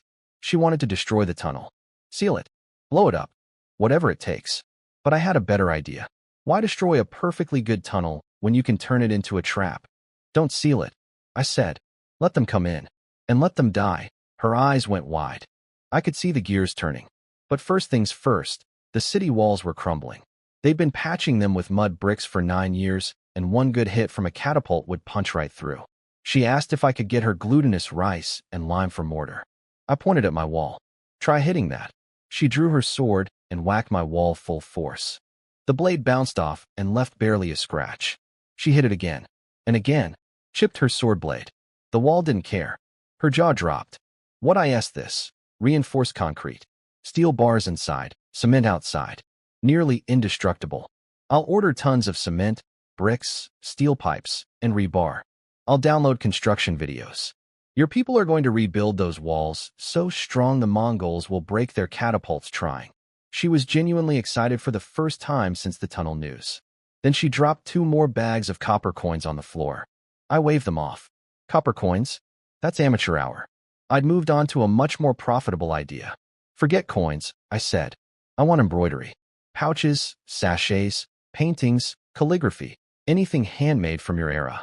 Those are worth way more than copper. She looked confused. Embroidered sachets are worth more than money. In my world, a genuine Song Dynasty embroidered pouch could buy a house. Her mind was already working. The wealthy families in the city have daughters who embroider all day. Phoenixes, mandarin ducks, flowers. But those families don't need money or food. They have their own guards and supplies. They don't need food. I grinned. But do they need shampoo? What's shampoo? This is where I became a beauty product salesman to a medieval princess. I ran to the store and bought shampoo, body wash, and soap bars. Couldn't get makeup because the cosmetics shop was closed. Otherwise, I'd have brought lipstick, eyeshadow, and blush, and those noble ladies would have traded their entire embroidery collections for a single mascara. The exchange rate: 1 embroidered pouch or sachet equals 1 bar of soap. 1 painting or calligraphy scroll equals 1 bottle of shampoo or body wash, depending on size. But to sell shampoo, you need a demo. And who better to demonstrate than the divine spokesperson herself? You need to wash your hair, I told her. Right now? You're the face of the brand. Excuse me, you're the spiritual leader of the city. The voice of the gods. If you walk around with shiny, fragrant hair, every noble lady in Lingxiao is going to need what you're using. She hesitated. Then she let her hair down. Literally. It was not great. Hadn't been washed in who knows how long. Water was too precious to waste on hair. Everything was matted and stuck together. I turned on the hot water. Her eyes went wide. Hot running water was still blowing her mind every time. She leaned over the sink. I grabbed the shower head and started rinsing. Shampoo, lather, rinse, conditioner, the works. Let me tell you something. Washing the hair of a 13th century warrior princess while she makes little surprised sounds because she's never felt hot water on her scalp before. That is an experience. Her hair went from a tangled mess to silk. Smooth, shiny, smelling like flowers. She touched it, and her whole face lit up. This is incredible. The noble ladies will go crazy for this. That's just the beginning, I said, pointing at the bathroom. I ran a hot bath for you. There's body wash, soap, a scrubbing towel, and pajamas. Go enjoy yourself. She raised one eyebrow. Ice cold. You want me to bathe here? You're the brand ambassador? You need to experience the full product line. Nobody's going to peek.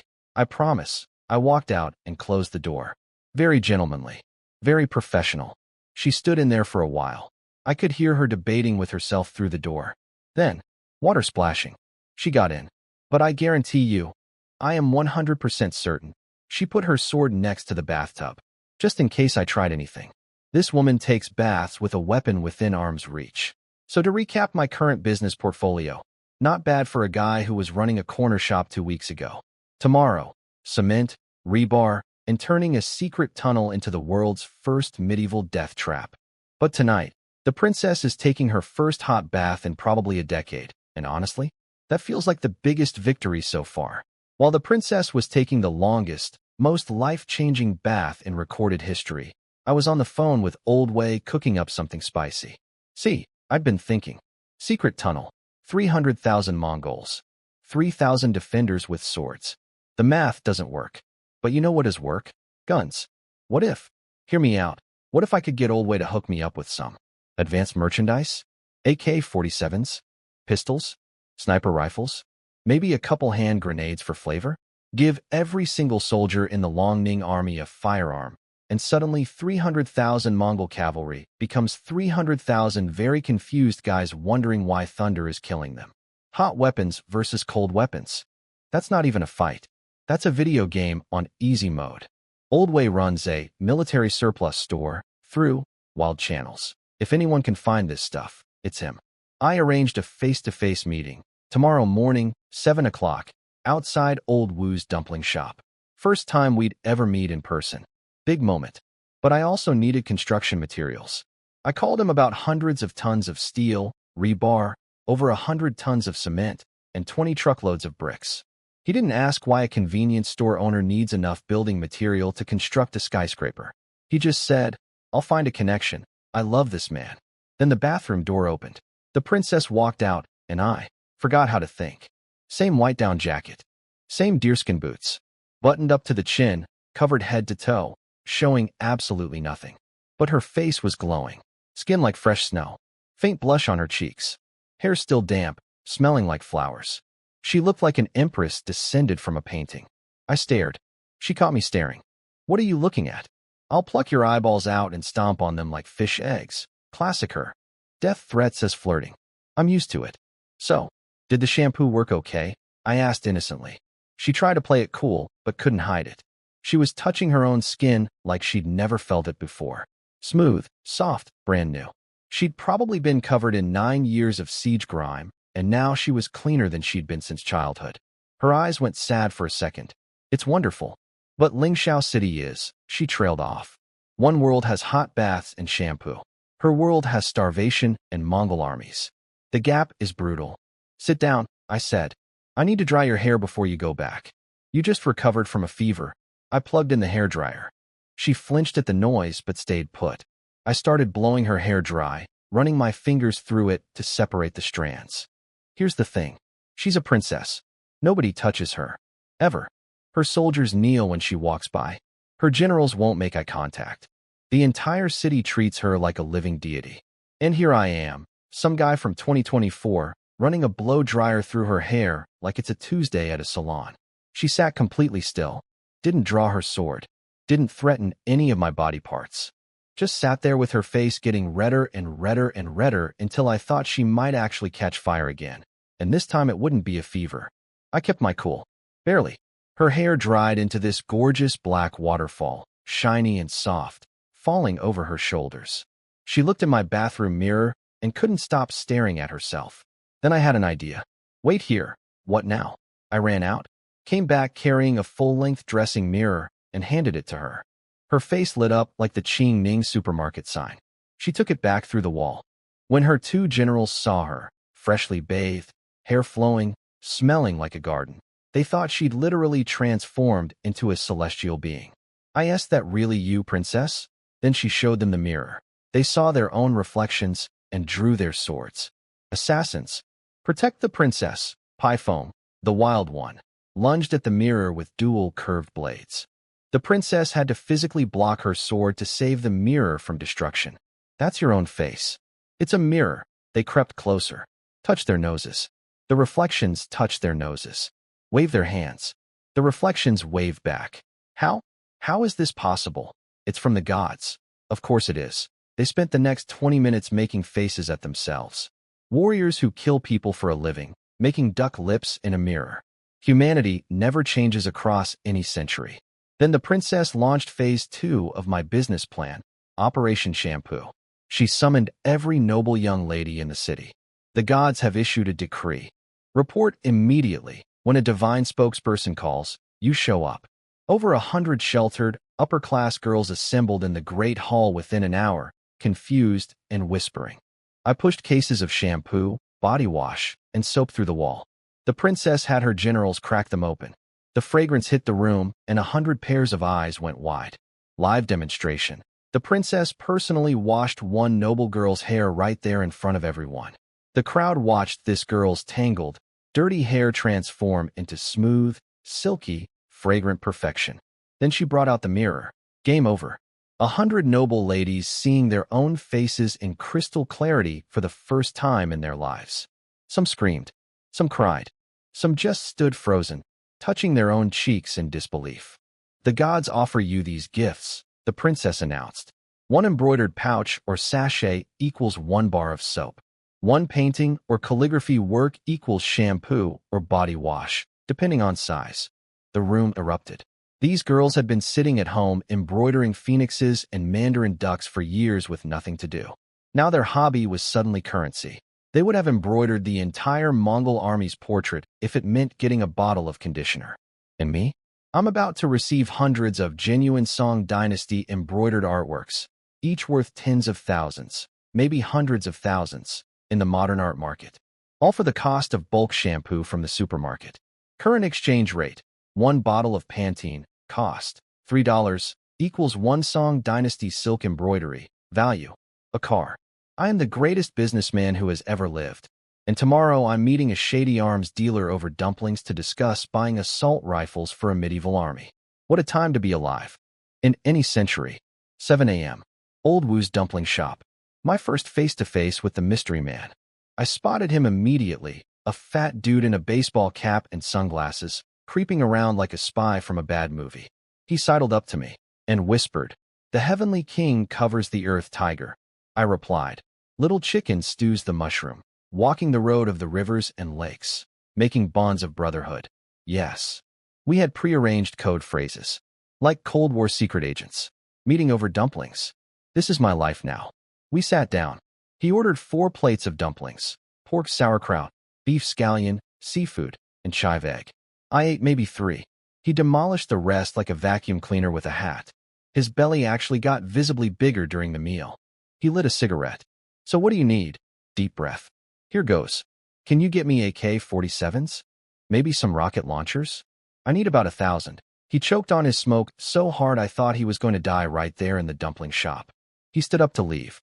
"Are you insane? This is China. Guns are illegal. 1,000. You trying to build a private army? That's the death penalty." I grabbed his arm and pulled him back down. No, hear me out. You know how things are in the Middle East right now?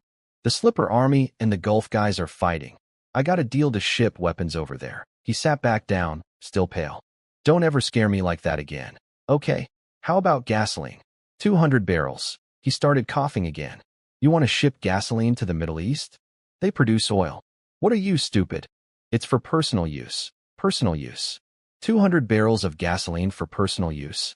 If you weren't so young and handsome, I'd think you were completely deranged. Private gasoline trading is illegal. Money is no object. Name your price." He looked left. He looked right. He leaned in. "That I have a friend who owns a gas station. Let me make some calls. That's my guy." I slid a bank card across the table. 1 million. Consider it a tip. Also, I need binoculars, listening devices, and walkie-talkies. His eyes narrowed into happy little slits.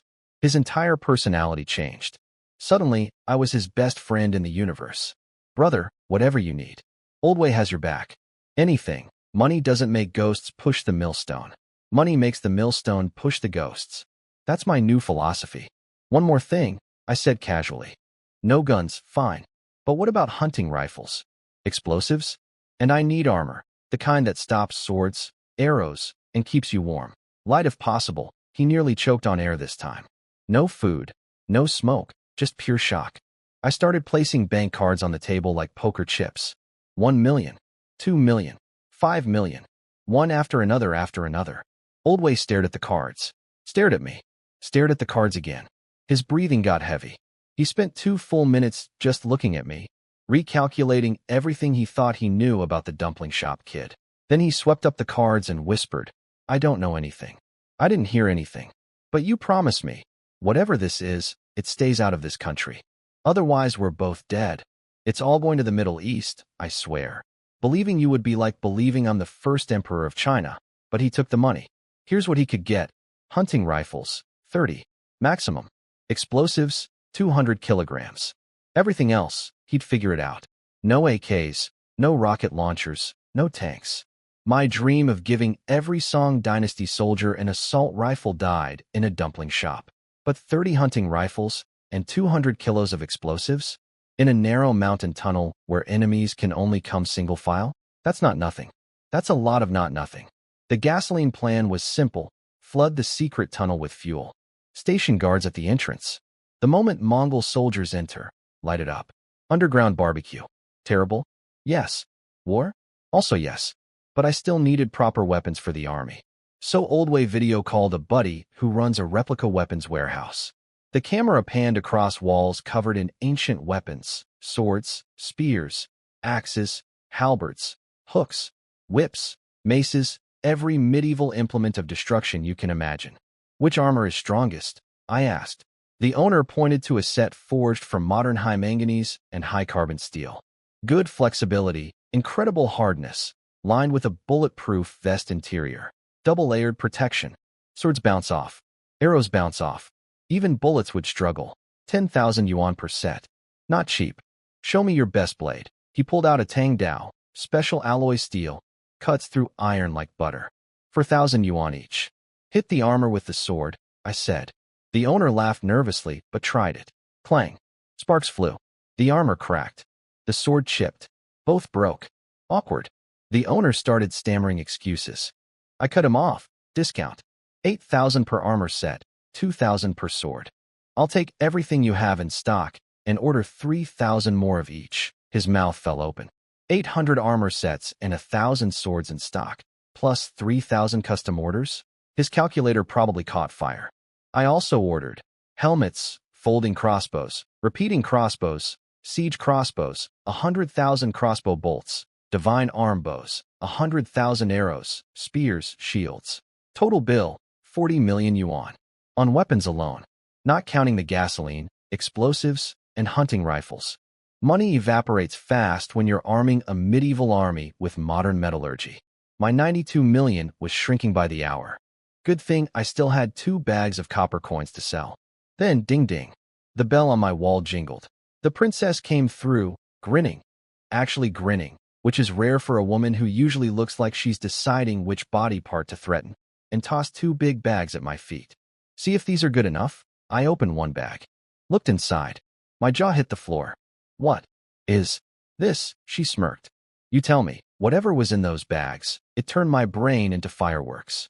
But you'll have to wait, because right now I'm standing in my shop with my mouth hanging open and 40 million yuan poorer, and this princess just dropped something on me that apparently changes everything. Again, the bags were stuffed with treasure. Handkerchiefs, sachets, embroidered pouches, silk fans, ink paintings, calligraphy scrolls, a medieval art gallery packed into 2 sacks. The shampoo hustle was working. Those noble ladies went absolutely feral for hair products. Some of them didn't even bother embroidering new stuff.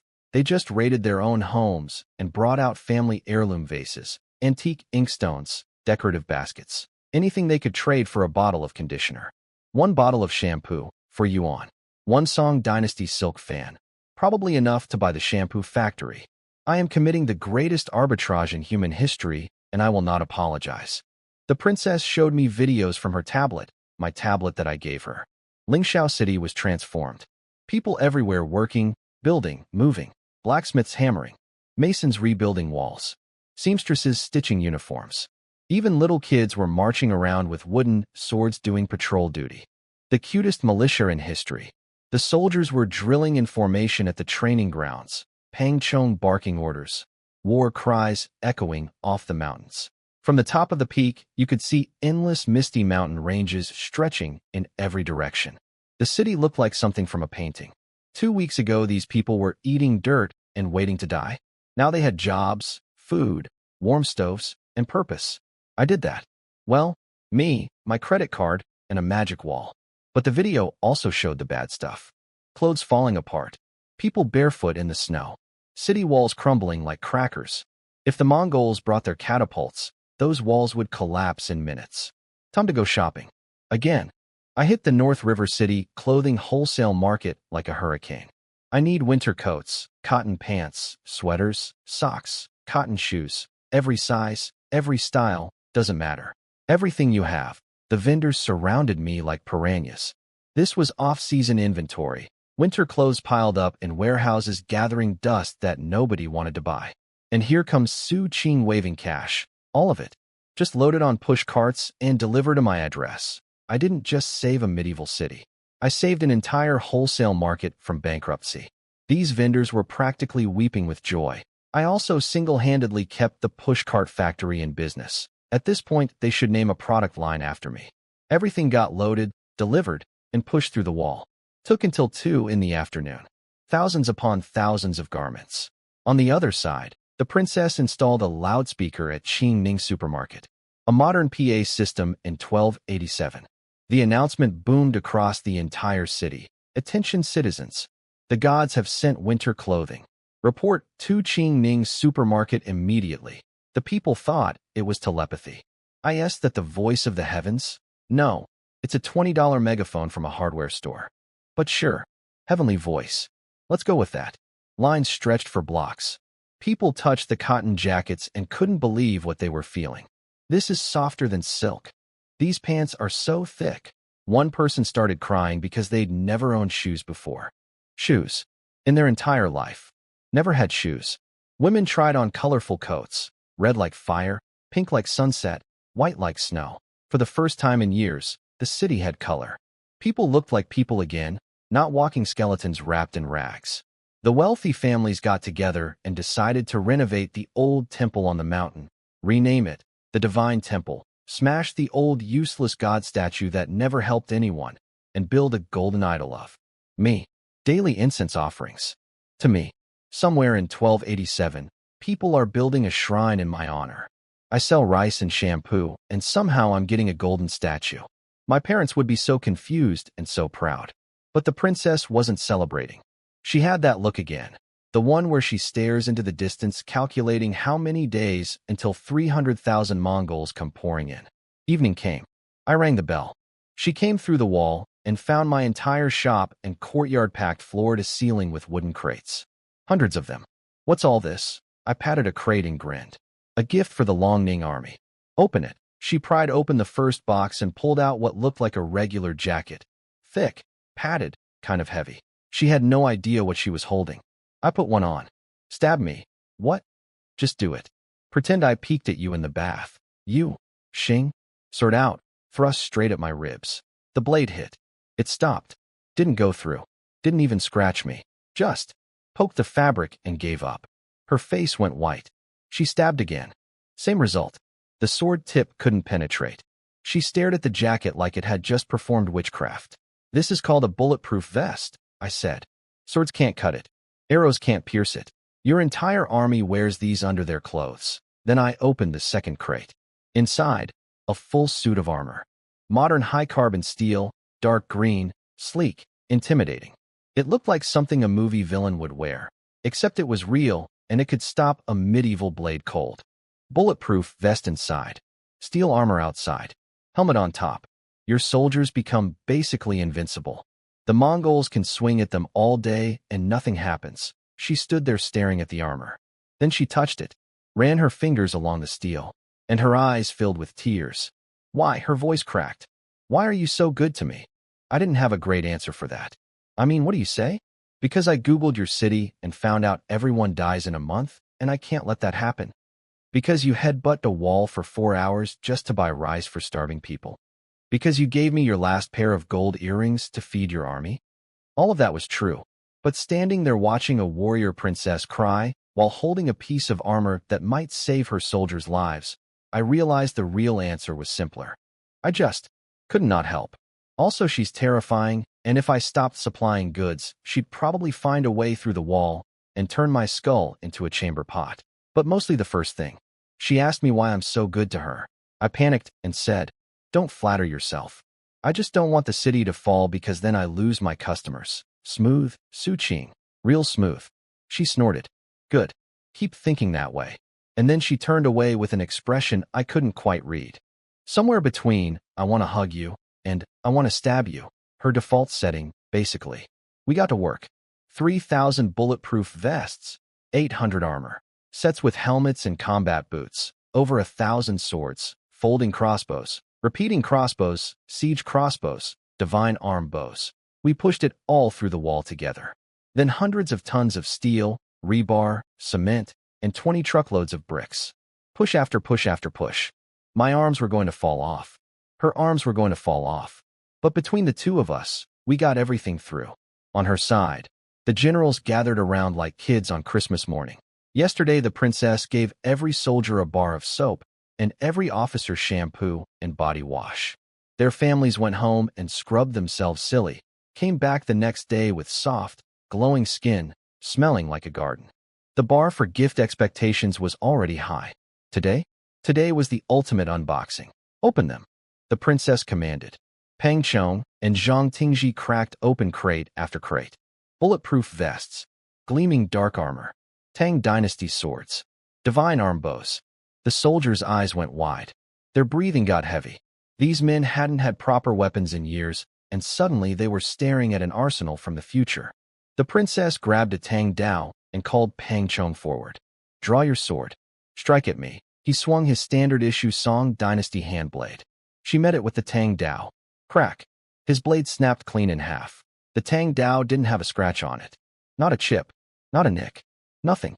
800 years of metallurgical advancement in one swing.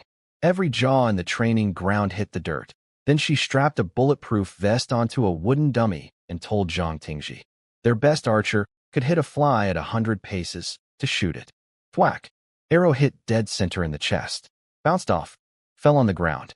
The wood underneath was completely untouched. They tried swords, spears, daggers. Nothing got through. The soldiers were shaking with excitement, barely able to form words. "Princess, this is gifts from the gods.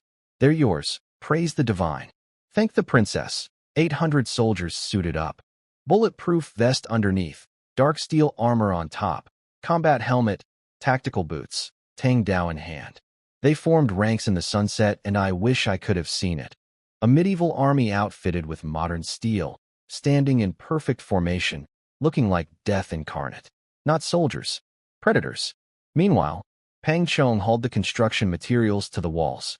Workers watched tutorial videos on the tablet and started mixing cement and tying rebar. It was slow without a concrete mixer, but 4,000 civilians all pitching and made up for it.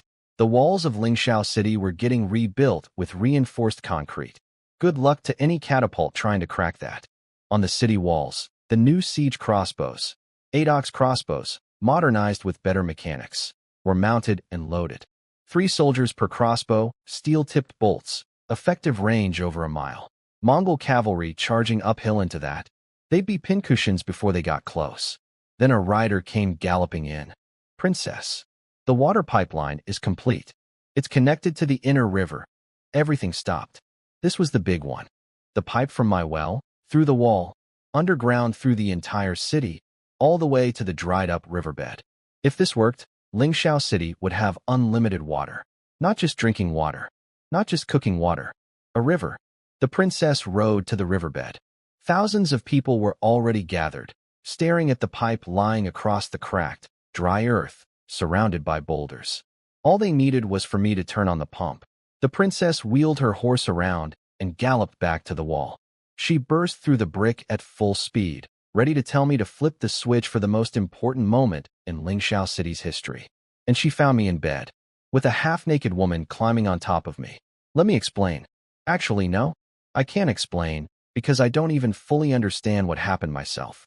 1 minute I was resting after moving literal tons of military equipment, and the next minute there was a woman, and I'm going to guess it was Lu Yuanyuan based on the perfume and the audacity, who had somehow gotten into my shop and was trying to, well, create a situation that would give her leverage over my bank account.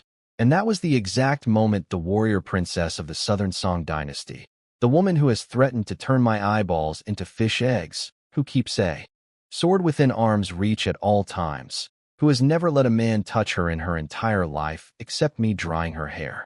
That walked through my wall. The timing. The timing.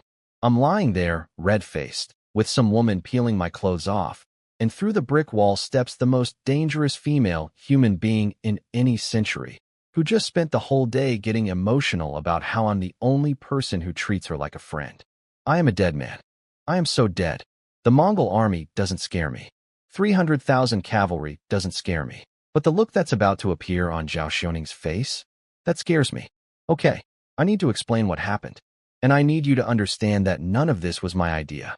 After the princess left, and I finished pushing literal tons of military equipment through a magic wall, I was exhausted. Dead tired, running on fumes. I called Old Wei about the hunting rifles, gasoline, and explosives, still working on it. These things take time when they're illegal. Then I remembered I'd need medical supplies too. Alcohol, bandages, gauze, iodine, antibiotics, suture kits, because war is coming and people are going to bleed. But first, money. I needed to sell those 2 bags of copper coins and the embroidered treasures. I was heading out the door when, bang, bang, bang, someone hammering on my rolling gate. I hid the coins and artwork, opened up, and there stood the Liu family. All 3 of them. Dad, Mom, and Yuan Yuan. Smiling at me like I was a winning lottery ticket they'd accidentally thrown away and just found in the trash. We're family, they cooed. We brought you dinner. They waltzed in carrying boxes of food, looking around my empty shop with confused faces. Where's the billions? Where's the gold? It's just a bare room with a bed and a bathroom. If Yuan Yuan hadn't seen the delivery trucks with her own eyes, they'd think I was homeless. They laid out the food. Mom, he started the pitch. The engagement is still valid. That hotel thing was all our fault. When should we set the wedding date? We'll do whatever you want. Then Yuan Yuan pressed herself against my arm. Tight dress. Maximum cleavage. Legs for days. She was rubbing her chest on my arm like a cat on a scratching post, purring. Qingji, I was wrong. Give me another chance. 2 weeks ago, maybe I would have been tempted.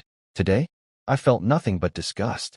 This woman dumped me when I was broke, shredded our engagement contract like confetti, called me a stray dog, and now she's back because she smelled money. Get out, I said. We're done. The engagement is canceled. Just eat 1 meal with us, Mom begged. Then we'll leave forever. Promise. I agreed because I'm an idiot. The food was drugged. These psychopaths put something in my drink. Some kind of aphrodisiac. Within minutes I was burning up, dizzy, losing control of my thoughts. My vision went blurry. My body felt like it was on fire. I bit my own lip until it bled trying to fight it. Mom and Dad conveniently excused themselves. Oh, you look tired. Yuan Yuan, help him to bed. We'll go. Take a walk. They left. On purpose. This was the plan all along. Drug me. Have Yuan Yuan sleep with me. Then use it as leverage to claim my money. Or worse, get pregnant and lock me down permanently. Yuan Yuan dragged me to the bedroom. I could barely move.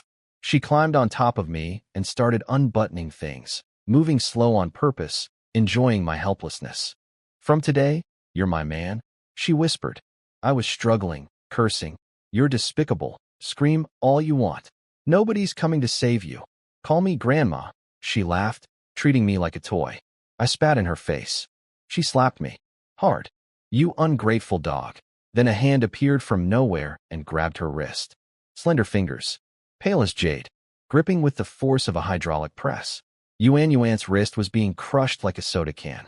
She turned around and saw a woman in full dark battle armor, hair pulled up tight with a red plume, a face so beautiful and so cold it could freeze lava, eyes radiating pure, concentrated murder. The warrior princess of the Southern Song dynasty had just walked through a wall and found a half-naked woman straddling her. Whatever I am to her, Yuan Yuan, being the smartest person in the room, she wasn't, started yelling. Who are you? Get out. You're ruining my smack. One slap. One. Yuan Yuan flew, and I mean literally flew, 5 or 6 meters across the room, slammed into the far wall, and crumpled to the floor with a mouthful of blood and missing teeth. This woman fights Mongol soldiers. She swings swords on horseback. She has killed actual human beings in actual combat. And Yuan Yuan just told her to get lost. The princess stood there radiating killing intent, so thick you could taste it. She looked at Yuan Yuan the way a wolf looks at a rabbit that just insulted its mother. Leave, she said. One word. The temperature in the room dropped 10 degrees. Yuan Yuan scrambled out on all fours, blood pouring from her mouth, teeth on the floor, screaming and crying. She burst through the front door where Mommy and Daddy were waiting for the good news. Instead, they got their daughter with a rearranged face, sobbing. Someone tried to kill me. Call the police. The police. She wants to call the police. On a woman from the year 1287 who doesn't exist in any database, has no ID, no birth certificate, and who can walk through solid walls. Good luck with that report, officer. Meanwhile, I'm lying in bed, drugged, half-conscious, with a furious medieval princess standing over me who just witnessed what looked like me in bed with another woman. The same princess who, just hours ago, asked me with tears in her eyes, "Why are you so good to me?" And I can't even explain because my brain is melting from whatever love potion the Liu family put in my beer. This is fine. Everything is fine. I'm definitely not about to die. So here's what actually happened in that bedroom, since I know you're dying to know. Yuan Yuan was on top of me. I was drugged out of my mind. And then, whoosh, the princess appeared through the wall in full battle armor.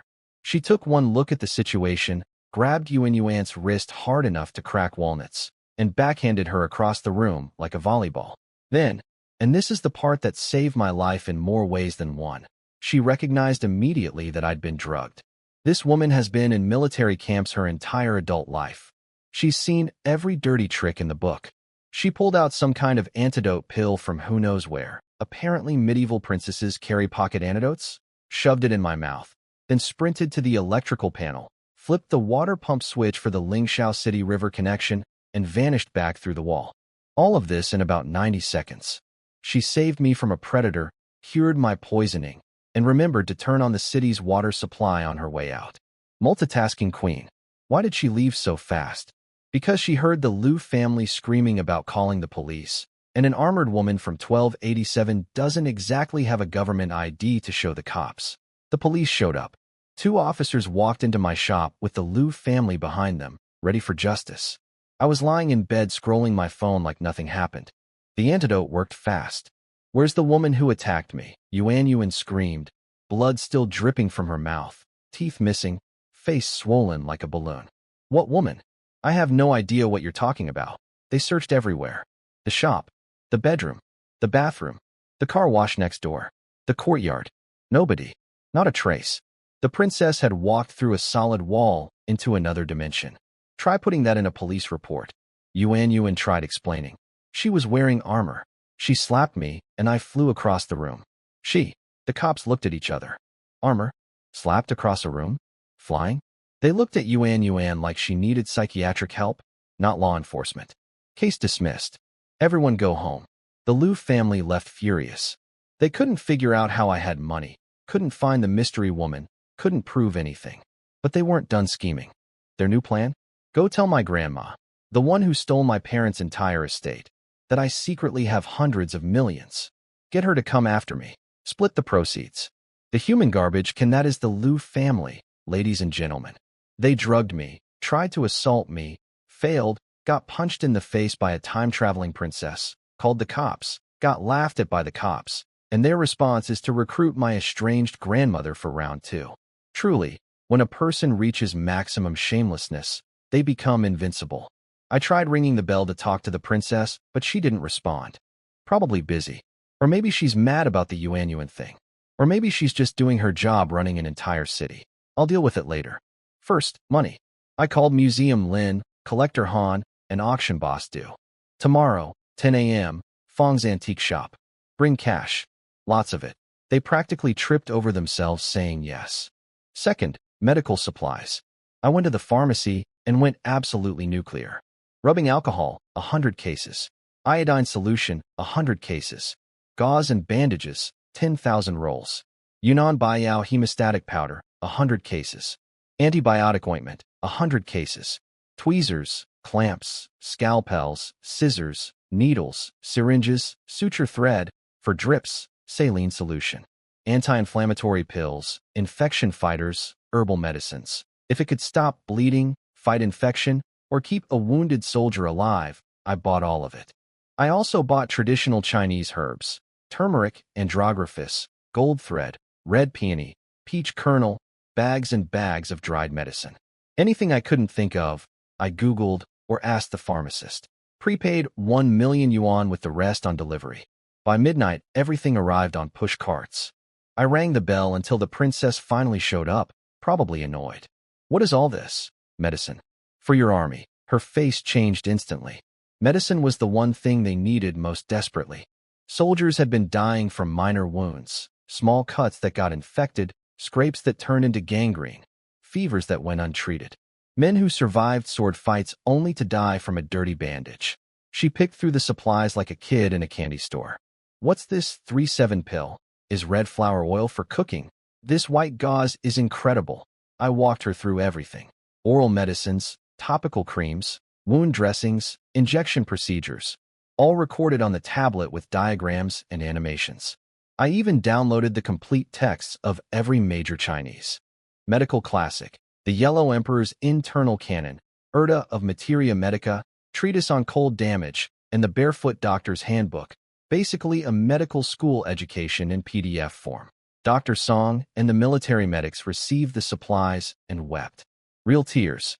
They'd spent months watching soldiers die from treatable injuries, powerless to help. Now they had alcohol for sterilization, sutures for closing wounds, antibiotics for infection, and ancient medical wisdom they'd never seen before. That very night, the cold medicine I'd sent earlier was already performing miracles. Soldiers who'd been coughing for days stopped coughing. Fevers broke overnight. People who'd been bedridden were walking around the next morning.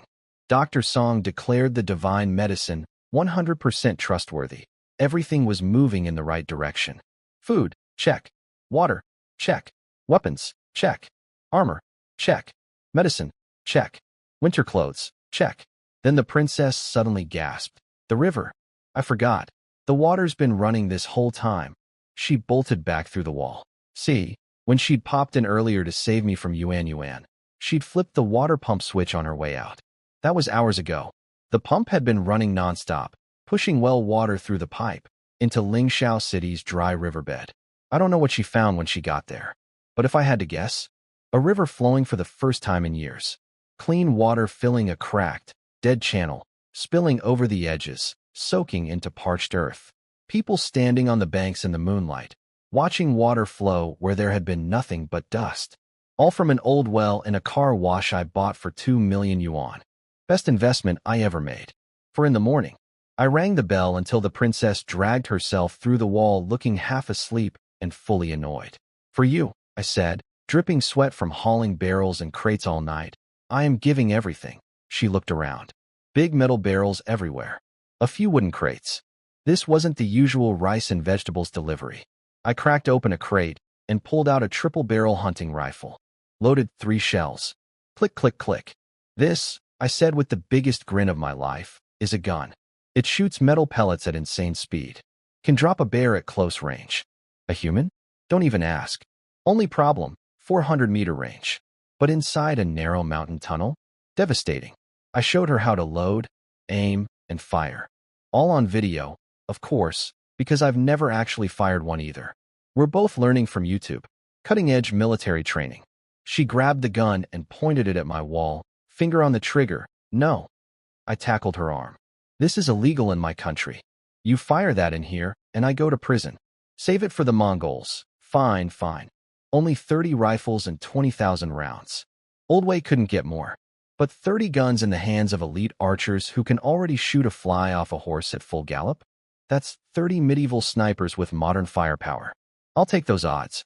Then I showed her the oil barrels. Gasoline. Touch a flame to this stuff, and everything burns. Everything. And the explosives. 200 kilograms of the good stuff. I pulled up a demolition video on my phone. A skyscraper collapsing in 3 seconds flat.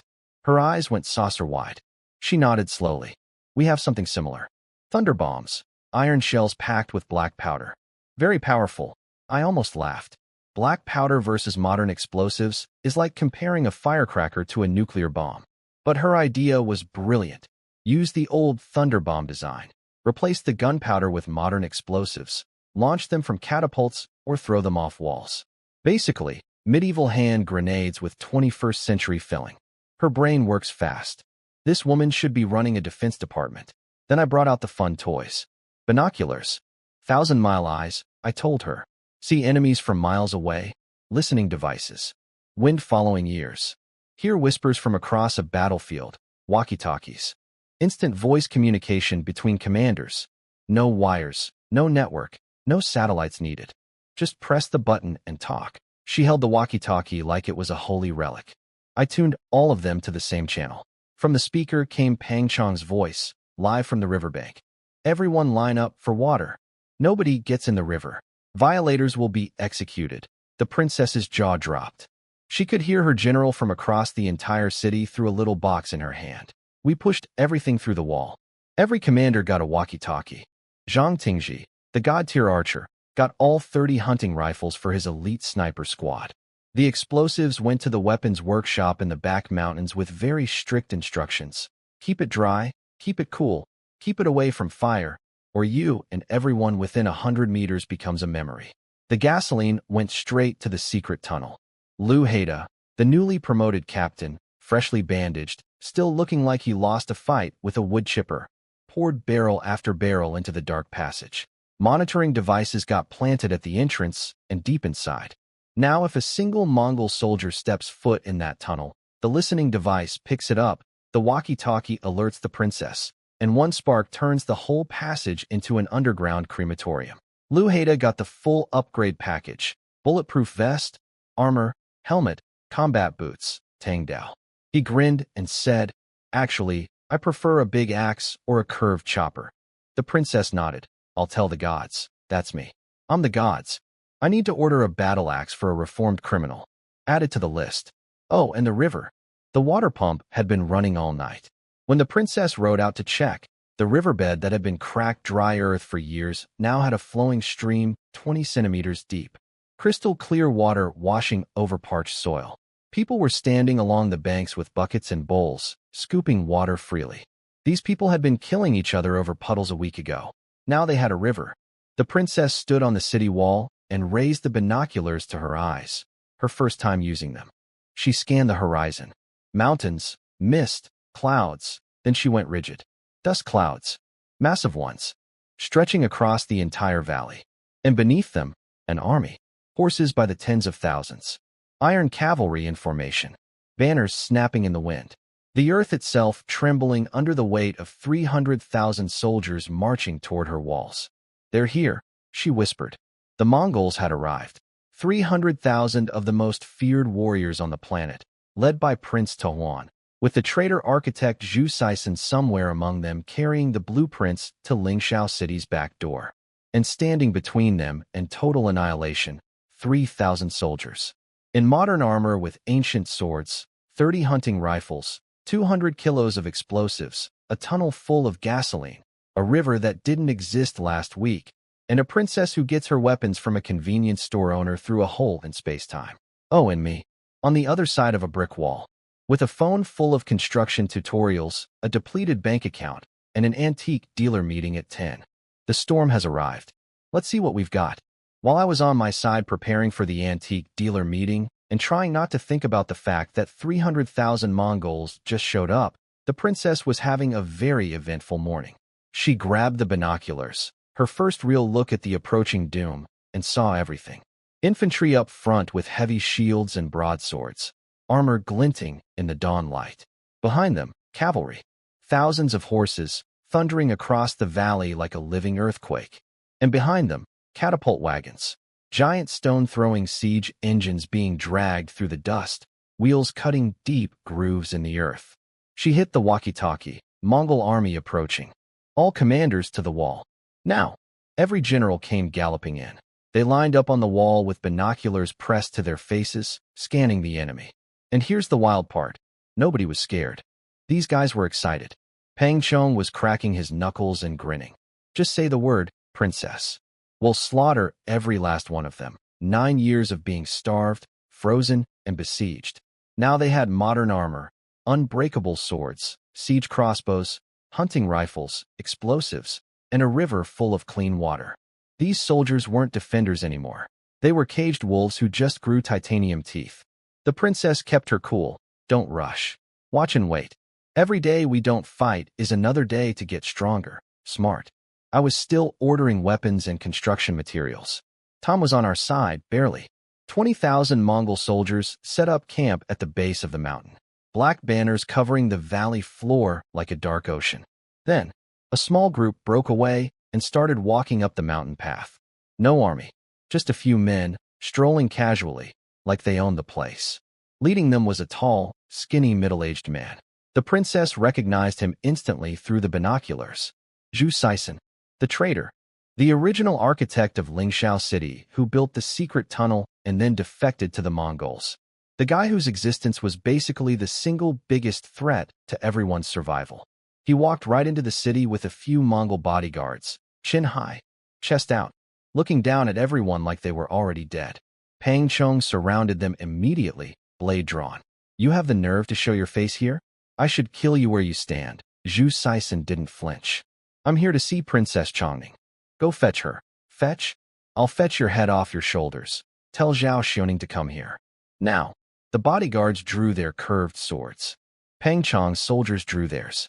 The air crackled with violence. Then the princess arrived. Zhu Sison launched into his pitch like a corporate recruiter for the apocalypse. Princess, the Song dynasty is finished.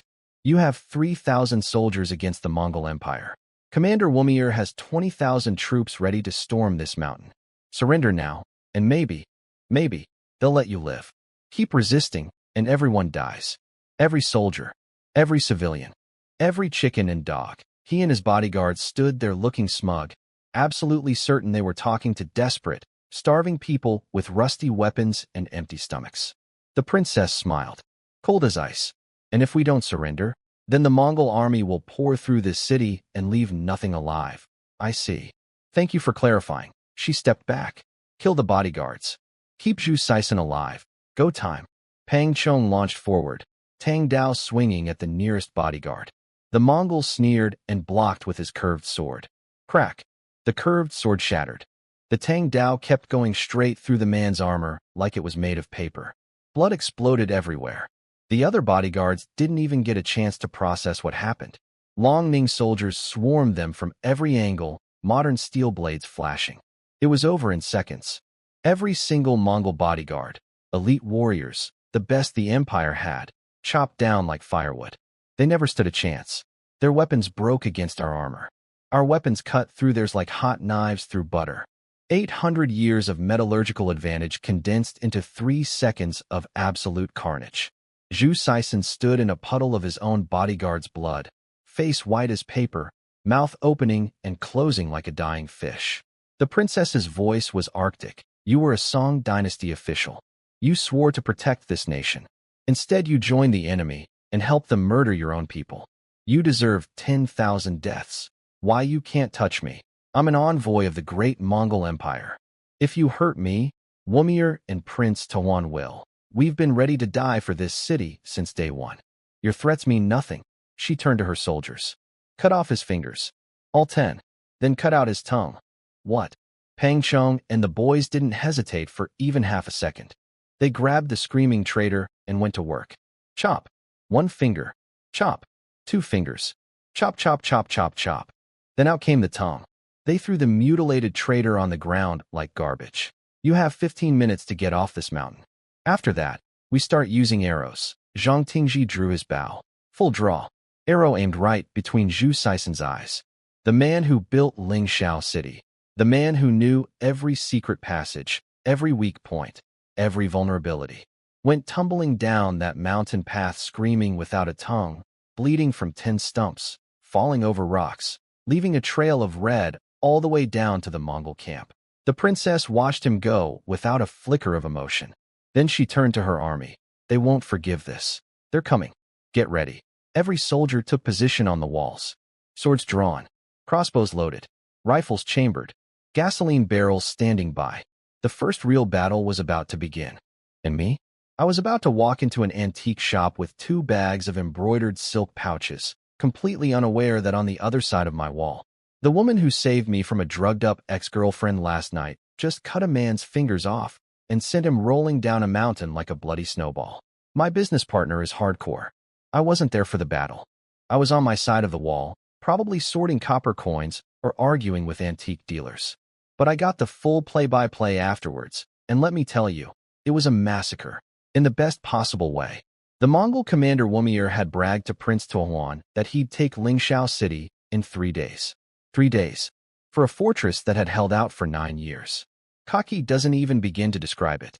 Step 1 of his brilliant plan, catapults.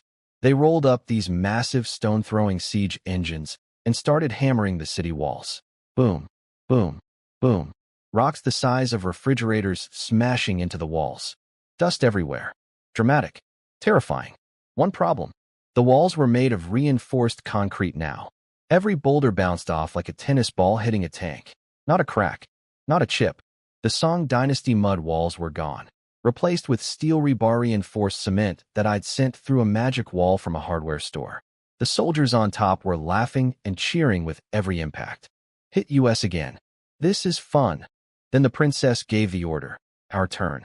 Show them the crossbows. The modernized ADOX crossbows opened fire from the top of the mountain. Steel-tipped bolts, 1,500-meter range, raining down on the Mongol positions. Those stone-throwing catapults? Shredded like cardboard. Shields? Punched through like wet paper. Armor? Skewered. The bolts were going through shields and the soldiers behind them and pinning them to the ground like human kebabs. One bolt went through a horse and its rider and nailed them both to the dirt. A cavalry officer stitched to his own horse like a medieval sculpture. The Mongol troops were dropping in rows. It was like mowing grass with a laser. Wumir went berserk. Charge. Everyone up the mountain. Bad idea. The worst idea. Lingxiao City sits on top of a peak with cliffs on 3 sides.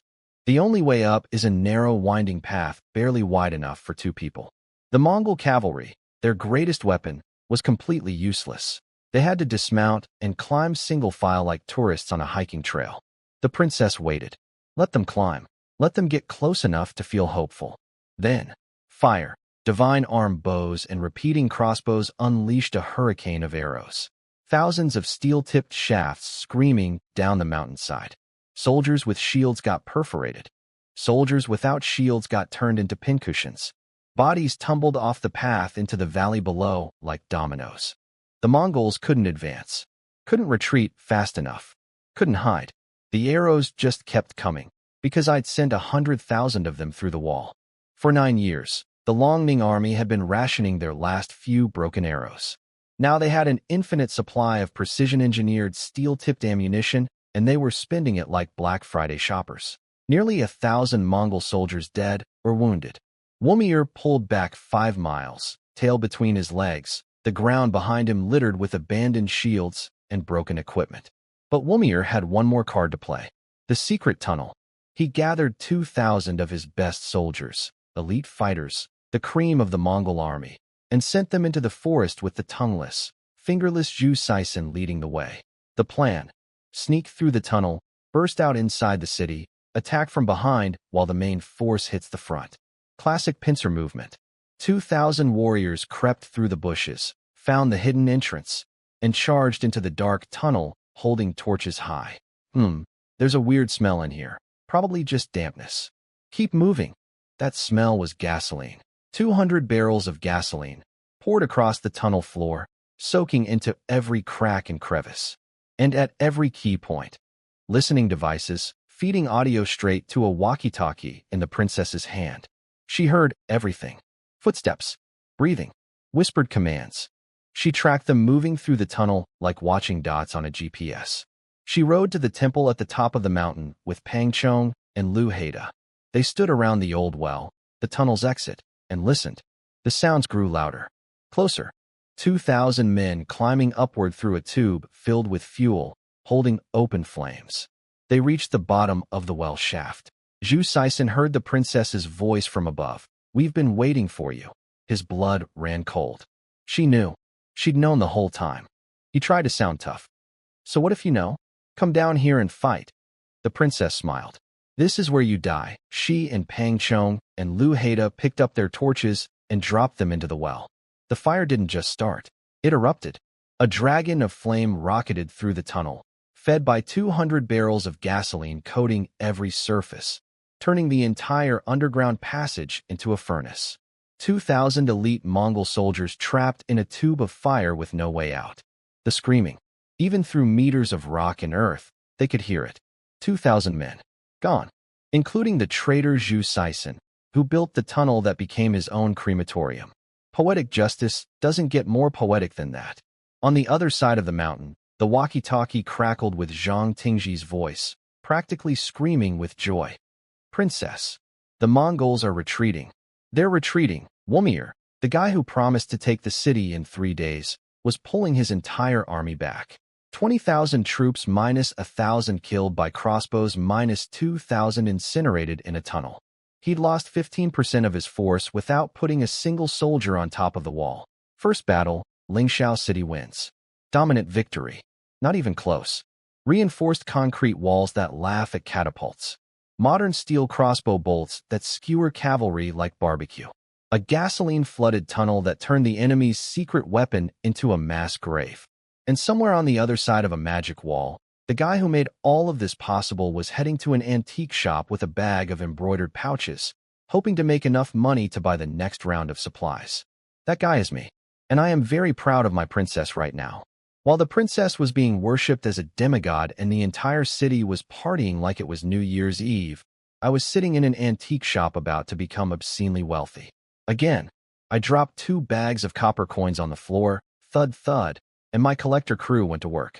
Museum Lin, Collector Han, Auction Boss Du, and the Fong family. They counted, categorized, and appraised everything in record time. Result: 54 million yuan. For coins that medieval peasants used to buy rice from my supermarket. At this point, I'm basically mining gold by selling groceries. Then Due asked if I had anything else. Funny you should ask. I placed a leather briefcase on the table and clicked it open. The scent hit them first. 1,000 years of silk and thread and incense, wafting out like perfume from another age. Their eyes went wide.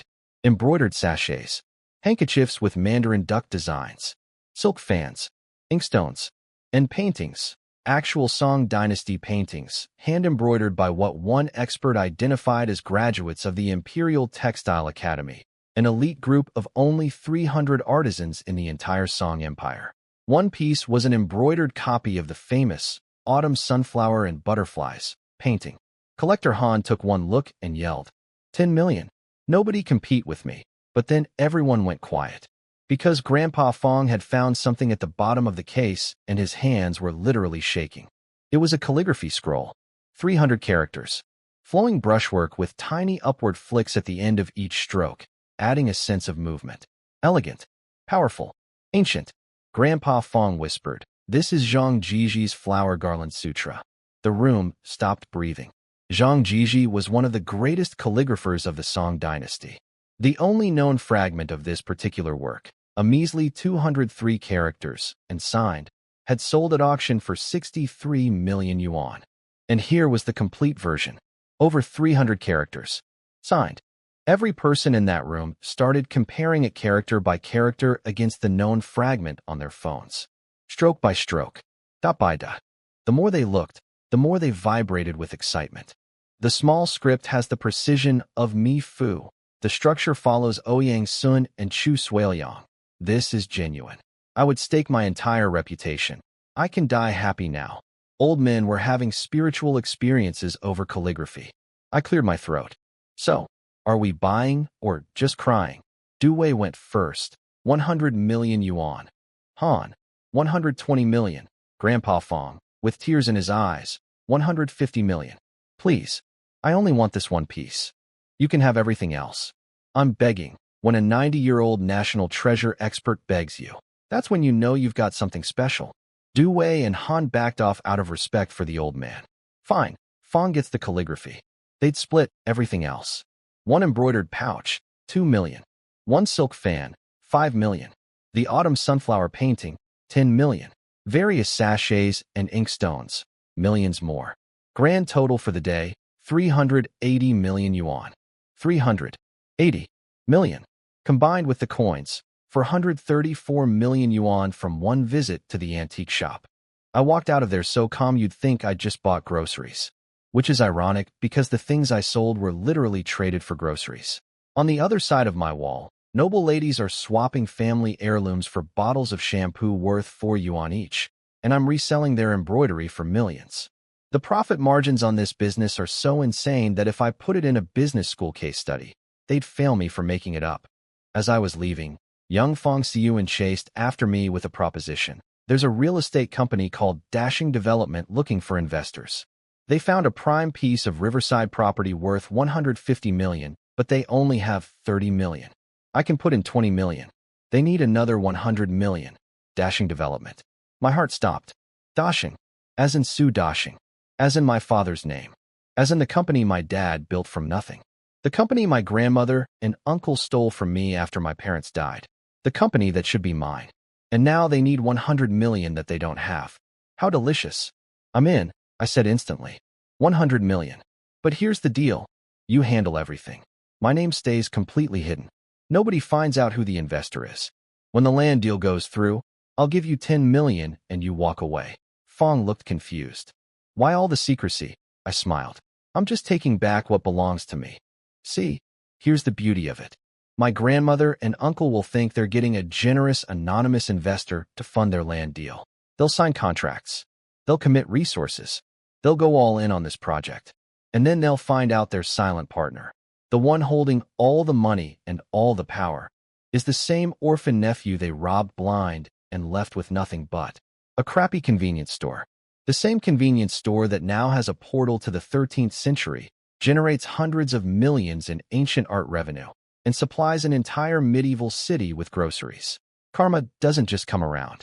Sometimes it walks through a wall. I got back to the shop and the bell was going crazy. Ding, ding, ding, ding, ding. The princess was practically punching the string on her side. I yanked my end.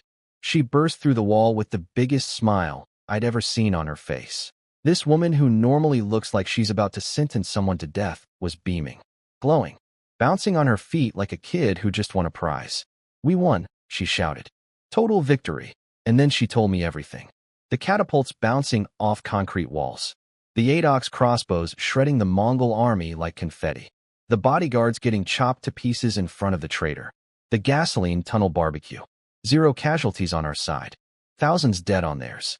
9 years of getting beaten, starved, and humiliated. And today they flipped the table. She was so happy she could barely sit still. I was grinning like an idiot. My concrete. My crossbow bolts. My gasoline. My walkie-talkies. All of it worked perfectly. Then I pushed my luck. Have you thought about going on the offensive? She froze. Her eyes got big. I thought she was reaching for her sword again. Xu Qing, she yelled. I flinched. Then she laughed. Like, actually laughed. Full, genuine, ringing laughter like silver bells. I'd never heard her laugh before. In all the time I'd known her, nothing but death threats, blushing, and war planning. But right now, in my empty convenience store, she was laughing so hard her eyes were sparkling. That's brilliant, she said. We clean out the tunnel, send a strike team down the mountain, hit their camp, burn their supplies, and run. They'd never expect it. Exactly. And let me tell you about a guy named Chairman Mao and his 16-character guerrilla warfare formula. I taught her the basics. Enemy advances, we retreat. Enemy camps, we harass. Enemy tires, we attack. Enemy retreats, we pursue. Hit and run. Never fight on their terms. Use the mountains and forests where cavalry is useless. She absorbed it like a sponge. This woman was born for asymmetric warfare. She just never had the resources before. She was practically vibrating with excitement. I'm going to arrange the raiding party right now. Go. I'll order more crossbows and push the weapons factory to deliver faster. Oh, and connect the water pipe to the tunnel so you can flush out the gasoline and burnt stuff before sending anyone in. I'll also order firefighter suits so your soldiers don't get hurt during cleanup. Done. And one more thing. Tonight, your army celebrates. I called Old Way. 100 firefighter suits. 100 mining helmets with headlamps. 500 military flashlights. 100 solar panel kits with LED lights. Then I called the hotel. 90 tables of banquet food. 16 dishes each. stainless steel buckets. Then I hit up every barbecue joint in town. 1,000 skewers of lamb kebab, hundreds of grilled scallops, squid, and chicken wings, cases of beer, cola, Sprite, and Chinese baijiu liquor. This was going to be the greatest victory feast in 13th century history. By 5 p.m., everything was ready. I rang the bell. She came through, smelled the food, and her eyes went wide. We pushed the banquet through the wall for the army, but I kept one portion for us. Just the two of us, sitting at my little table surrounded by empty crates and push carts. We've known each other for a while now, I said, cracking open 2 beers. Tom, we actually had a meal together. Cheers, meeting you has been. Well, it's been the craziest thing that's ever happened to me. Same, she said, and clinked my glass. She downed her beer in one go, then grabbed a lamb kebab, then another beer, then grilled squid, then another beer. This princess could eat and drink. Oh God, could she drink? I was trying to keep up, nibbling kebabs, sipping my beer like a civilized person. Meanwhile, she was shotgunning bottles like a frat boy at a tailgate. One after another after another. 2 full cases of beer. 24 bottles. She drank them all. Me? I made it through maybe 6 before I face-planted onto the table. Lights out. Done. The interdimensional supply chain god, defeated by Tsingtao. She outdrank me by 4-1. This woman headbutts walls, commands armies, slaps people across rooms, and apparently has the alcohol tolerance of a Russian sailor on shore leave. I was unconscious, drooling on the table, while she sat there perfectly lucid with clear eyes, probably judging me. That's all you've got? I imagine her saying, opening another bottle just because she could. Then, knock knock knock, pounding on the front door. Old Wei's voice, Xu Qing. Open up. I've got your firefighter suits and mining lamps. And I was passed out face down in lamb kebab grease. The princess was about to meet my shady arms dealer, while I was unconscious.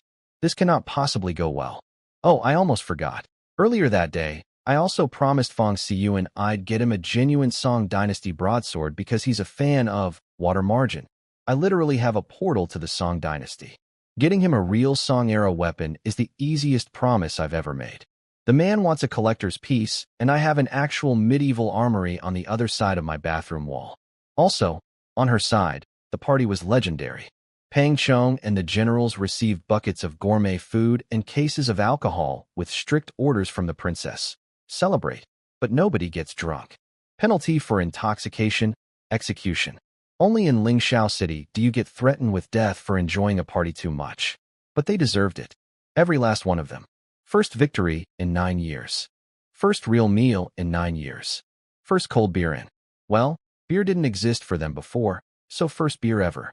Tomorrow, guerrilla warfare training, tunnel cleanup, and the beginning of offensive operations against the Mongol Empire. Tonight, I'm unconscious and a medieval princess is answering my door. Good luck, Old Wei. I woke up face down on the table surrounded by empty beer bottles with lamb grease on my cheek and a jacket draped over my shoulders that I definitely didn't put there. The princess drank me under the table. 24 beers. I managed maybe 6 before my brain said goodnight. She drank 4 times my volume and apparently stayed sober enough to handle what came next, which was Old Wei showing up. She opened my rolling gate. My medieval warrior princess answered the door to my shady arms dealer, and Old Wei reportedly stood there with his cigarette falling out of his mouth because he'd never seen a woman in full battle armor standing in a convenience store doorway looking like she could kill everyone in a 3-block radius. She told him to bring the stuff in. He asked where I was. He's drunk, she said, like it was my fault, which, fair. Now here's where Old Wei made the worst decision of his life. After his guys unloaded all the firefighter suits and mining lamps, this chubby little man looked at the beautiful warrior princess sitting at a table full of barbecue and thought, I should flirt with her. He challenged her to a drinking contest. White liquor this time. Baijiu. The nuclear option. If I win, everything's free tonight, he grinned. She sat down across from him. Fine. Glass for glass. Bottle for bottle. 8 bottles of baijiu between them. 8. That's enough to knock out a horse. The princess's eyes got brighter with every drink. Clearer. More focused. Like alcohol makes her more powerful. She's some kind of reverse drunk superhero. Old Wei's face went red, then purple. He was sweating, gasping, swaying in his chair. Then he made mistake number 2. He leaned forward with drunk eyes and slurred. Hey, beautiful. What's your name? Shing. Sword out. Blade at his throat. The steel was so close he could see his own terrified reflection in it. Did you lose? She asked calmly. Why, yes. Then get out. He scrambled out of that shop so fast he probably broke a land speed record. Jumped in his truck, told his guys to floor it, and reportedly swore he would never return to my shop as long as he lived. The princess had just out-drunk a professional shady businessman, threatened him with a sword, scared him into giving us free merchandise, and still had the composure to gently put a jacket over my unconscious body before leaving. I woke up knowing none of this. I found out later. And honestly, I've never been more afraid of and impressed by another human being in my entire life. On her side, the army got the firefighter suits and mining lamps. The suits were simple enough, just put them on. The headlamps took some figuring out until Xue Paifeng accidentally hit the switch and a beam of light shot out like a tiny sun on her forehead. What sorcery? Click. Off. Click. On. Click. Off. She did this about 30 times, giggling like a child. They suited up and went into the tunnel. 100 soldiers in fireproof gear with headlamps, walking through the aftermath of the Great Gasoline Barbecue. It took 3 days to clean out. Nearly 2,000 Mongol soldiers had died in there. Only a handful escaped. The rest were, well, I'll spare you the details. Let's just say the cleanup crew earned hazard pay. Deep pits were dug outside the tunnel exit. Bodies removed. Walls scrubbed. After 3 days of nonstop work, the tunnel was clear and usable. Then the princess did something that made my heart swell with pride. She walked through the entire tunnel herself. 20 minutes of underground passage, flashlight in hand, with her generals behind her. They emerged on the other side into thick forest, just 5 miles from the Mongol camp. She crawled up a hillside, pulled out the binoculars, and scanned the enemy position. What she saw made her smile. That cold, terrifying, someone is about to have a very bad day smile. The Mongol camp was a mess. Tents thrown up randomly.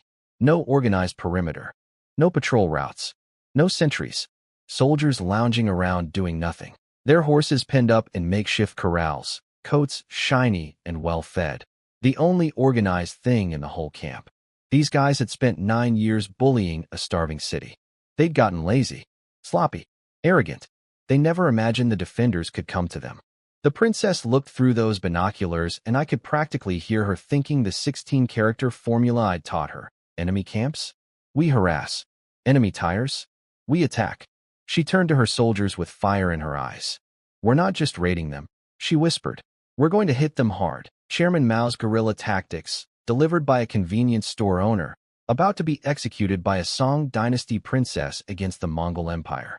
History books aren't ready for this. And me?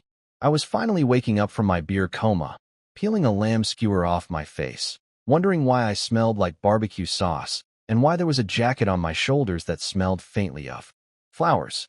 She put a jacket on me, while I was passed out drunk, after out-drinking me 4-1. I think I might be in trouble.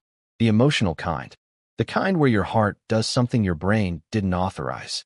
But that's a problem for future Su Qing. Present Su Qing needs to order more crossbows and figure out why Old Wei texted him 17 crying emojis and the words, "Your girlfriend is terrifying." I woke up feeling like someone had used my skull as a drum. White liquor bottles everywhere. Apparently, the princess had a drinking contest with Old Wei while I was unconscious and destroyed him so badly, he sent me 17 crying emojis and swore never to return. She drank. Old Wei, a professional glutton who eats 4 plates of dumplings as an appetizer, under the table with 8 bottles of baijiu, then pulled a sword on him when he tried to get flirty. He ran away so fast he probably left tire marks on my street. I tried to get her drunk. She got me drunk. She got Old Wei drunk. I'm starting to think this woman metabolizes alcohol into combat power.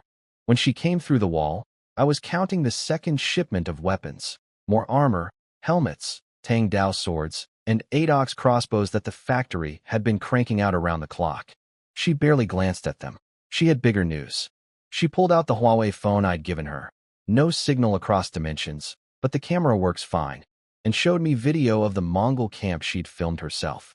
She had personally crawled through the tunnel, hiked to a hillside, and recorded the entire enemy position. Xue Paifeng, lying next to her during the spy mission, had whispered, Princess, does that thing capture their souls? It's called video, Pyphone. The footage was gold. Tents scattered randomly. Horses penned up.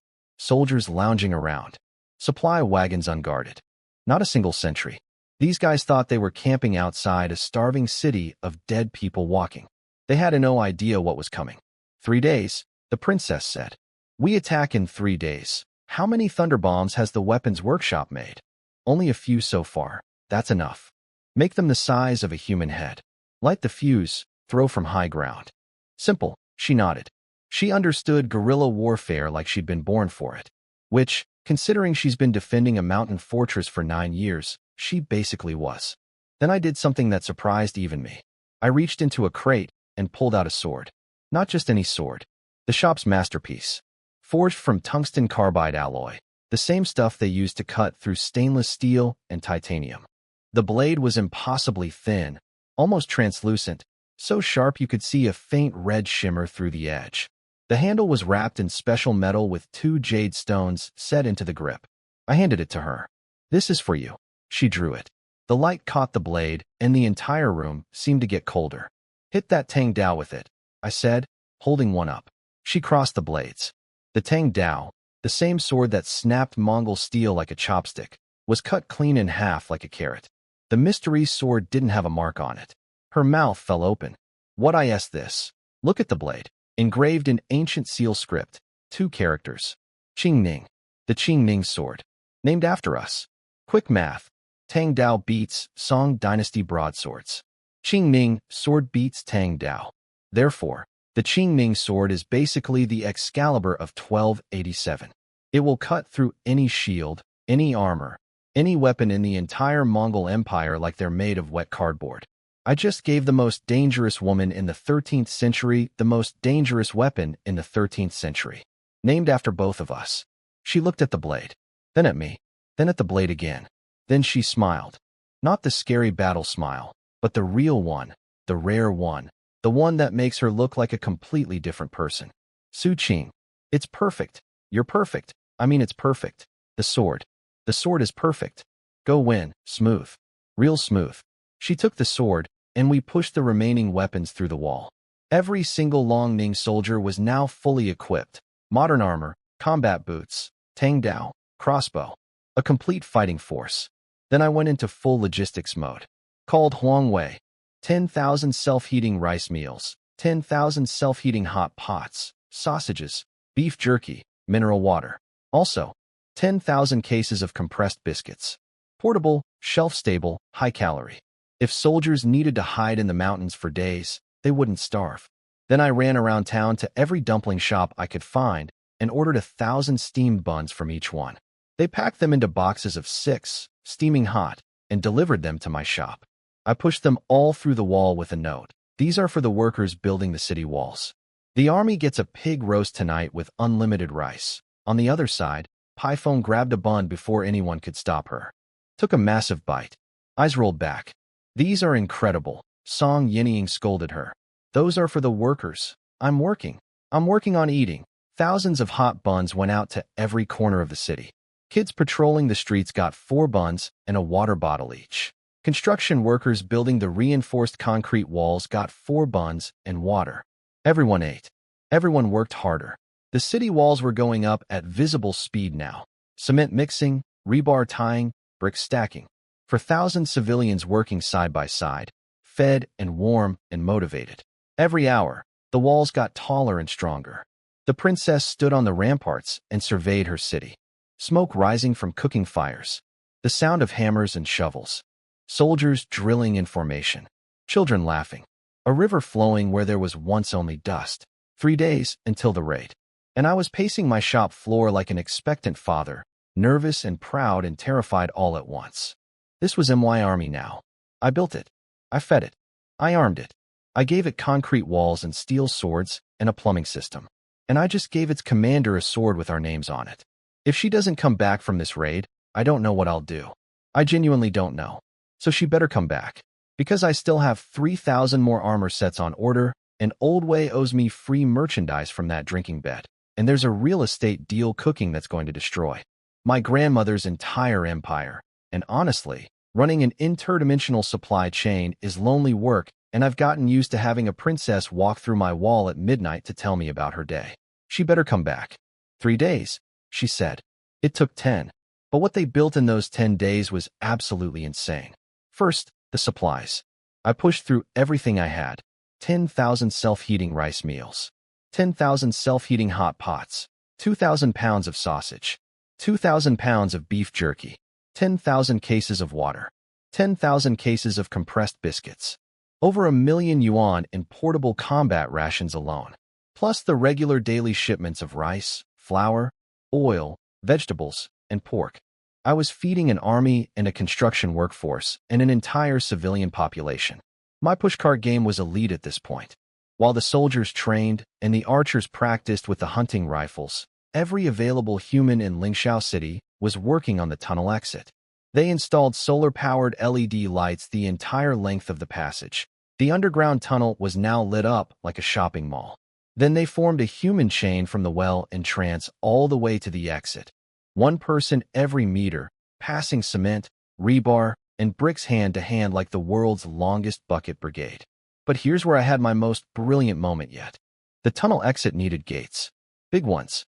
I called the replica weapons guy who found me 2 massive copper doors, 8 meters tall, 5 meters wide, weighing 10,000 pounds combined. 1,000,000 yuan. Each door was basically a bronze mountain. Problem, they wouldn't fit through my shop door. I had to open the car wash gate just to get them inside. Bigger problem, the princess and I tried pushing one through the magic wall together. It wouldn't budge. Too heavy. Solution, forklift. I rented a forklift, scooped up the first door, and rammed it through the wall. Whoosh. 10,000 pounds of bronze vanished into 1287 like it was nothing. The princess stood on the other side with her mouth hanging open, watching a giant steel machine shove a castle door through a brick wall. Door 1, through. Door 2, through. Then she pointed at the forklift. Can you send that through too? Let's try. We pushed. It wouldn't go. Too heavy for 2 people. We looked at each other. Same thought. Same stupid, genius thought. I rented a second forklift. Used forklift number 2 to push forklift number 1 through the wall. It worked. A forklift pushing a forklift through a magical interdimensional portal into ancient China. This is the peak of human engineering, and nobody will ever convince me otherwise. My brain exploded with possibilities. If a forklift can go through, what about a cement mixer? A bulldozer? A crane? An excavator? With gasoline from Old Way, these machines could run in 1287. I could turn Lingxiao City from a medieval fortress into a modern construction site. But that was future planning. Right now, teach the princess to drive a forklift. Yes, I taught a Song Dynasty princess how to operate a forklift. She'd go back and teach her soldiers. Somewhere in 1287, medieval warriors are getting forklifts certified. OSHA would have a stroke. On the other side, they did something incredible with the tunnel. They demolished the well shaft and built a ramp so vehicles and heavy loads could move from the city down into the tunnel. Then they carried those 10,000-pound doors through the entire passage and installed them at the exit. The wall they built wasn't just a wall. It was a fortress within a fortress. 20 meters tall, way higher than a normal city wall. 8 meters thick at the base. Pure reinforced concrete with steel rebar. They built platforms at 12 and 16 meters with arrow slits. And at the very top, 20 meters up, a full battlement with guard towers, 10 meters wide. The whole structure blended seamlessly into the mountainside like it had always been there. During those 10 days, the Mongols tried attacking the main gate again. Same result, catapults destroyed by crossbows, infantry mowed down climbing the path. They lost more soldiers and gained nothing. Womir was probably pulling his hair out. On day 10, sunset, everything was ready. The princess assembled her strike force inside the tunnel.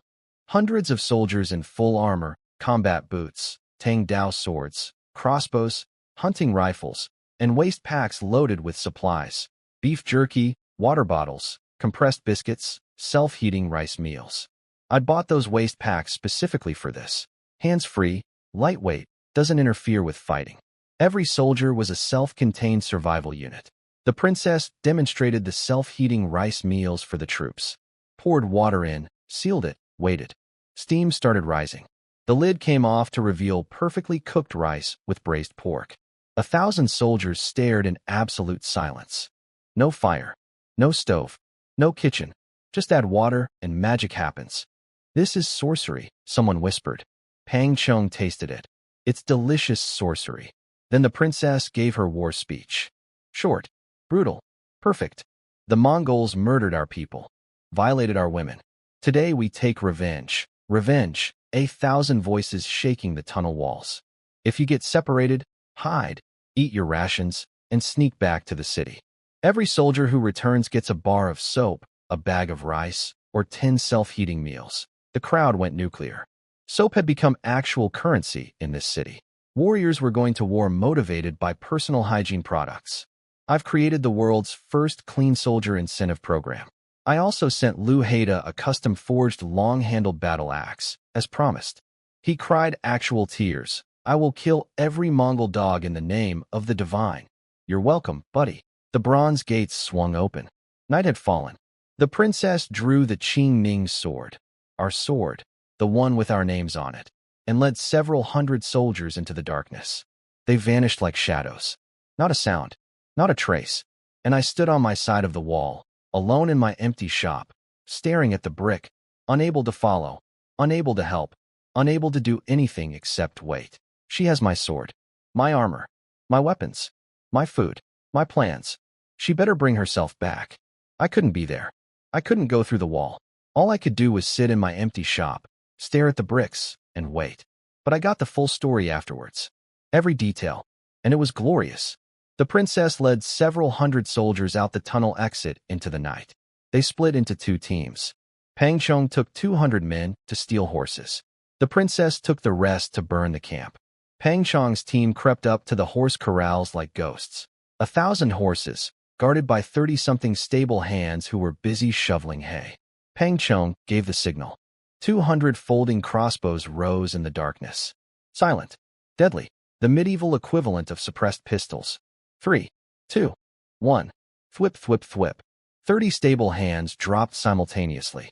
The survivors didn't even get to scream before Tang Dao swords finished the job. Clean, efficient, terrifying. They opened every corral, mounted up, and thundered into the night with 1,000 stolen horses. 1,000.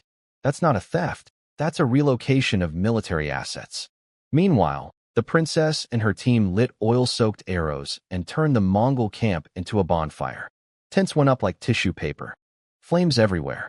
Soldiers stumbling out of burning shelters straight into arrow fire. Horses going berserk, trampling their own riders, stampeding through the chaos. Some Mongols died from arrows. Some burned alive in their tents. Some got crushed by panicked horses. Nobody knew what was happening or where the attack was coming from. The Mongol commander Wumir burst out of his tent to find his entire camp on fire and his horses gone. A subordinate ran up screaming, "The Long Ming army is attacking." Impossible. There are a few thousand people. We have tens of thousands.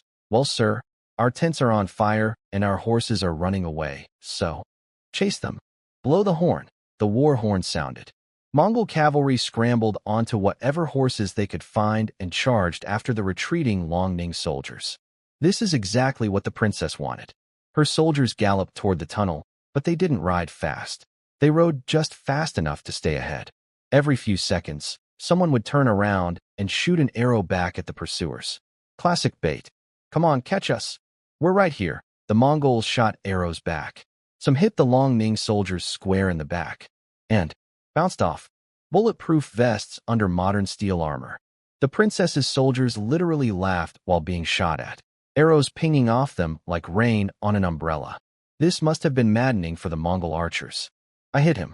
Why isn't he falling? 5,000 or 6,000 Mongol cavalry followed them straight to the tunnel entrance, where they found a brand new fortress waiting for them. 20-meter walls, bronze gates, 3 layers of defenders, bottom level, crossbowmen, middle level, archers, top level, soldiers holding thunder bombs the size of human heads, medieval grenades filled with modern explosives. The princess and her team charged through the gates. The gates slammed shut behind them. Wumir and his 5,000 cavalry sat there in the moonlight staring at a fortress that did not exist 10 days ago. a 20-meter concrete wall that had grown out of the mountainside like a tumor made of pure, "You're not getting in here." The princess appeared on top of the wall, looked down at Womir, and laughed at him. "You brought this many? Pathetic. Go home." 1,000 Long Ning soldiers joined in. "Get lost. Leave. Go cry somewhere else." Womir's face turned the color of a bruised eggplant. 2 failed sieges, a burned camp, 1,000 stolen horses, and now a medieval princess was publicly roasting him from a wall he couldn't climb. He wasn't going to take this. The ground in front of the tunnel exit was flat, perfect for siege engines. He pulled back and started assembling catapults and battering rams. Torches lit up the valley as more and more troops arrived. This was going to be an all-out assault. The princess watched through binoculars, completely calm. Then she called Zhang Tingji, her best general, the sniper squad commander, and gave him a secret mission. Take 2,000 soldiers out through the main gate of Lingxiao City, circle around the mountain, and do something. She whispered the plan. He saluted and ran. 2,000 soldiers quietly leaving through the front door, while 5,000 Mongols gathered at the back door. Whatever she was planning, it was big. The princess stood on that wall, watching the enemy prepare their assault, and her mouth curved into that ice-cold smile I've heard so much about. She wasn't just going to win this fight. She was going to annihilate Womir's entire force. All 30,000 of them. 300 against 30,000. A convenience store supply chain versus the greatest military empire the world has ever known. And me? I was on my side of the wall, pacing back and forth, checking the bell every 30 seconds, chewing my fingernails down to stumps. She has the Qing Ming sword. She has the plan. She has the army I built. Come back. Please come back. And bring me a good story.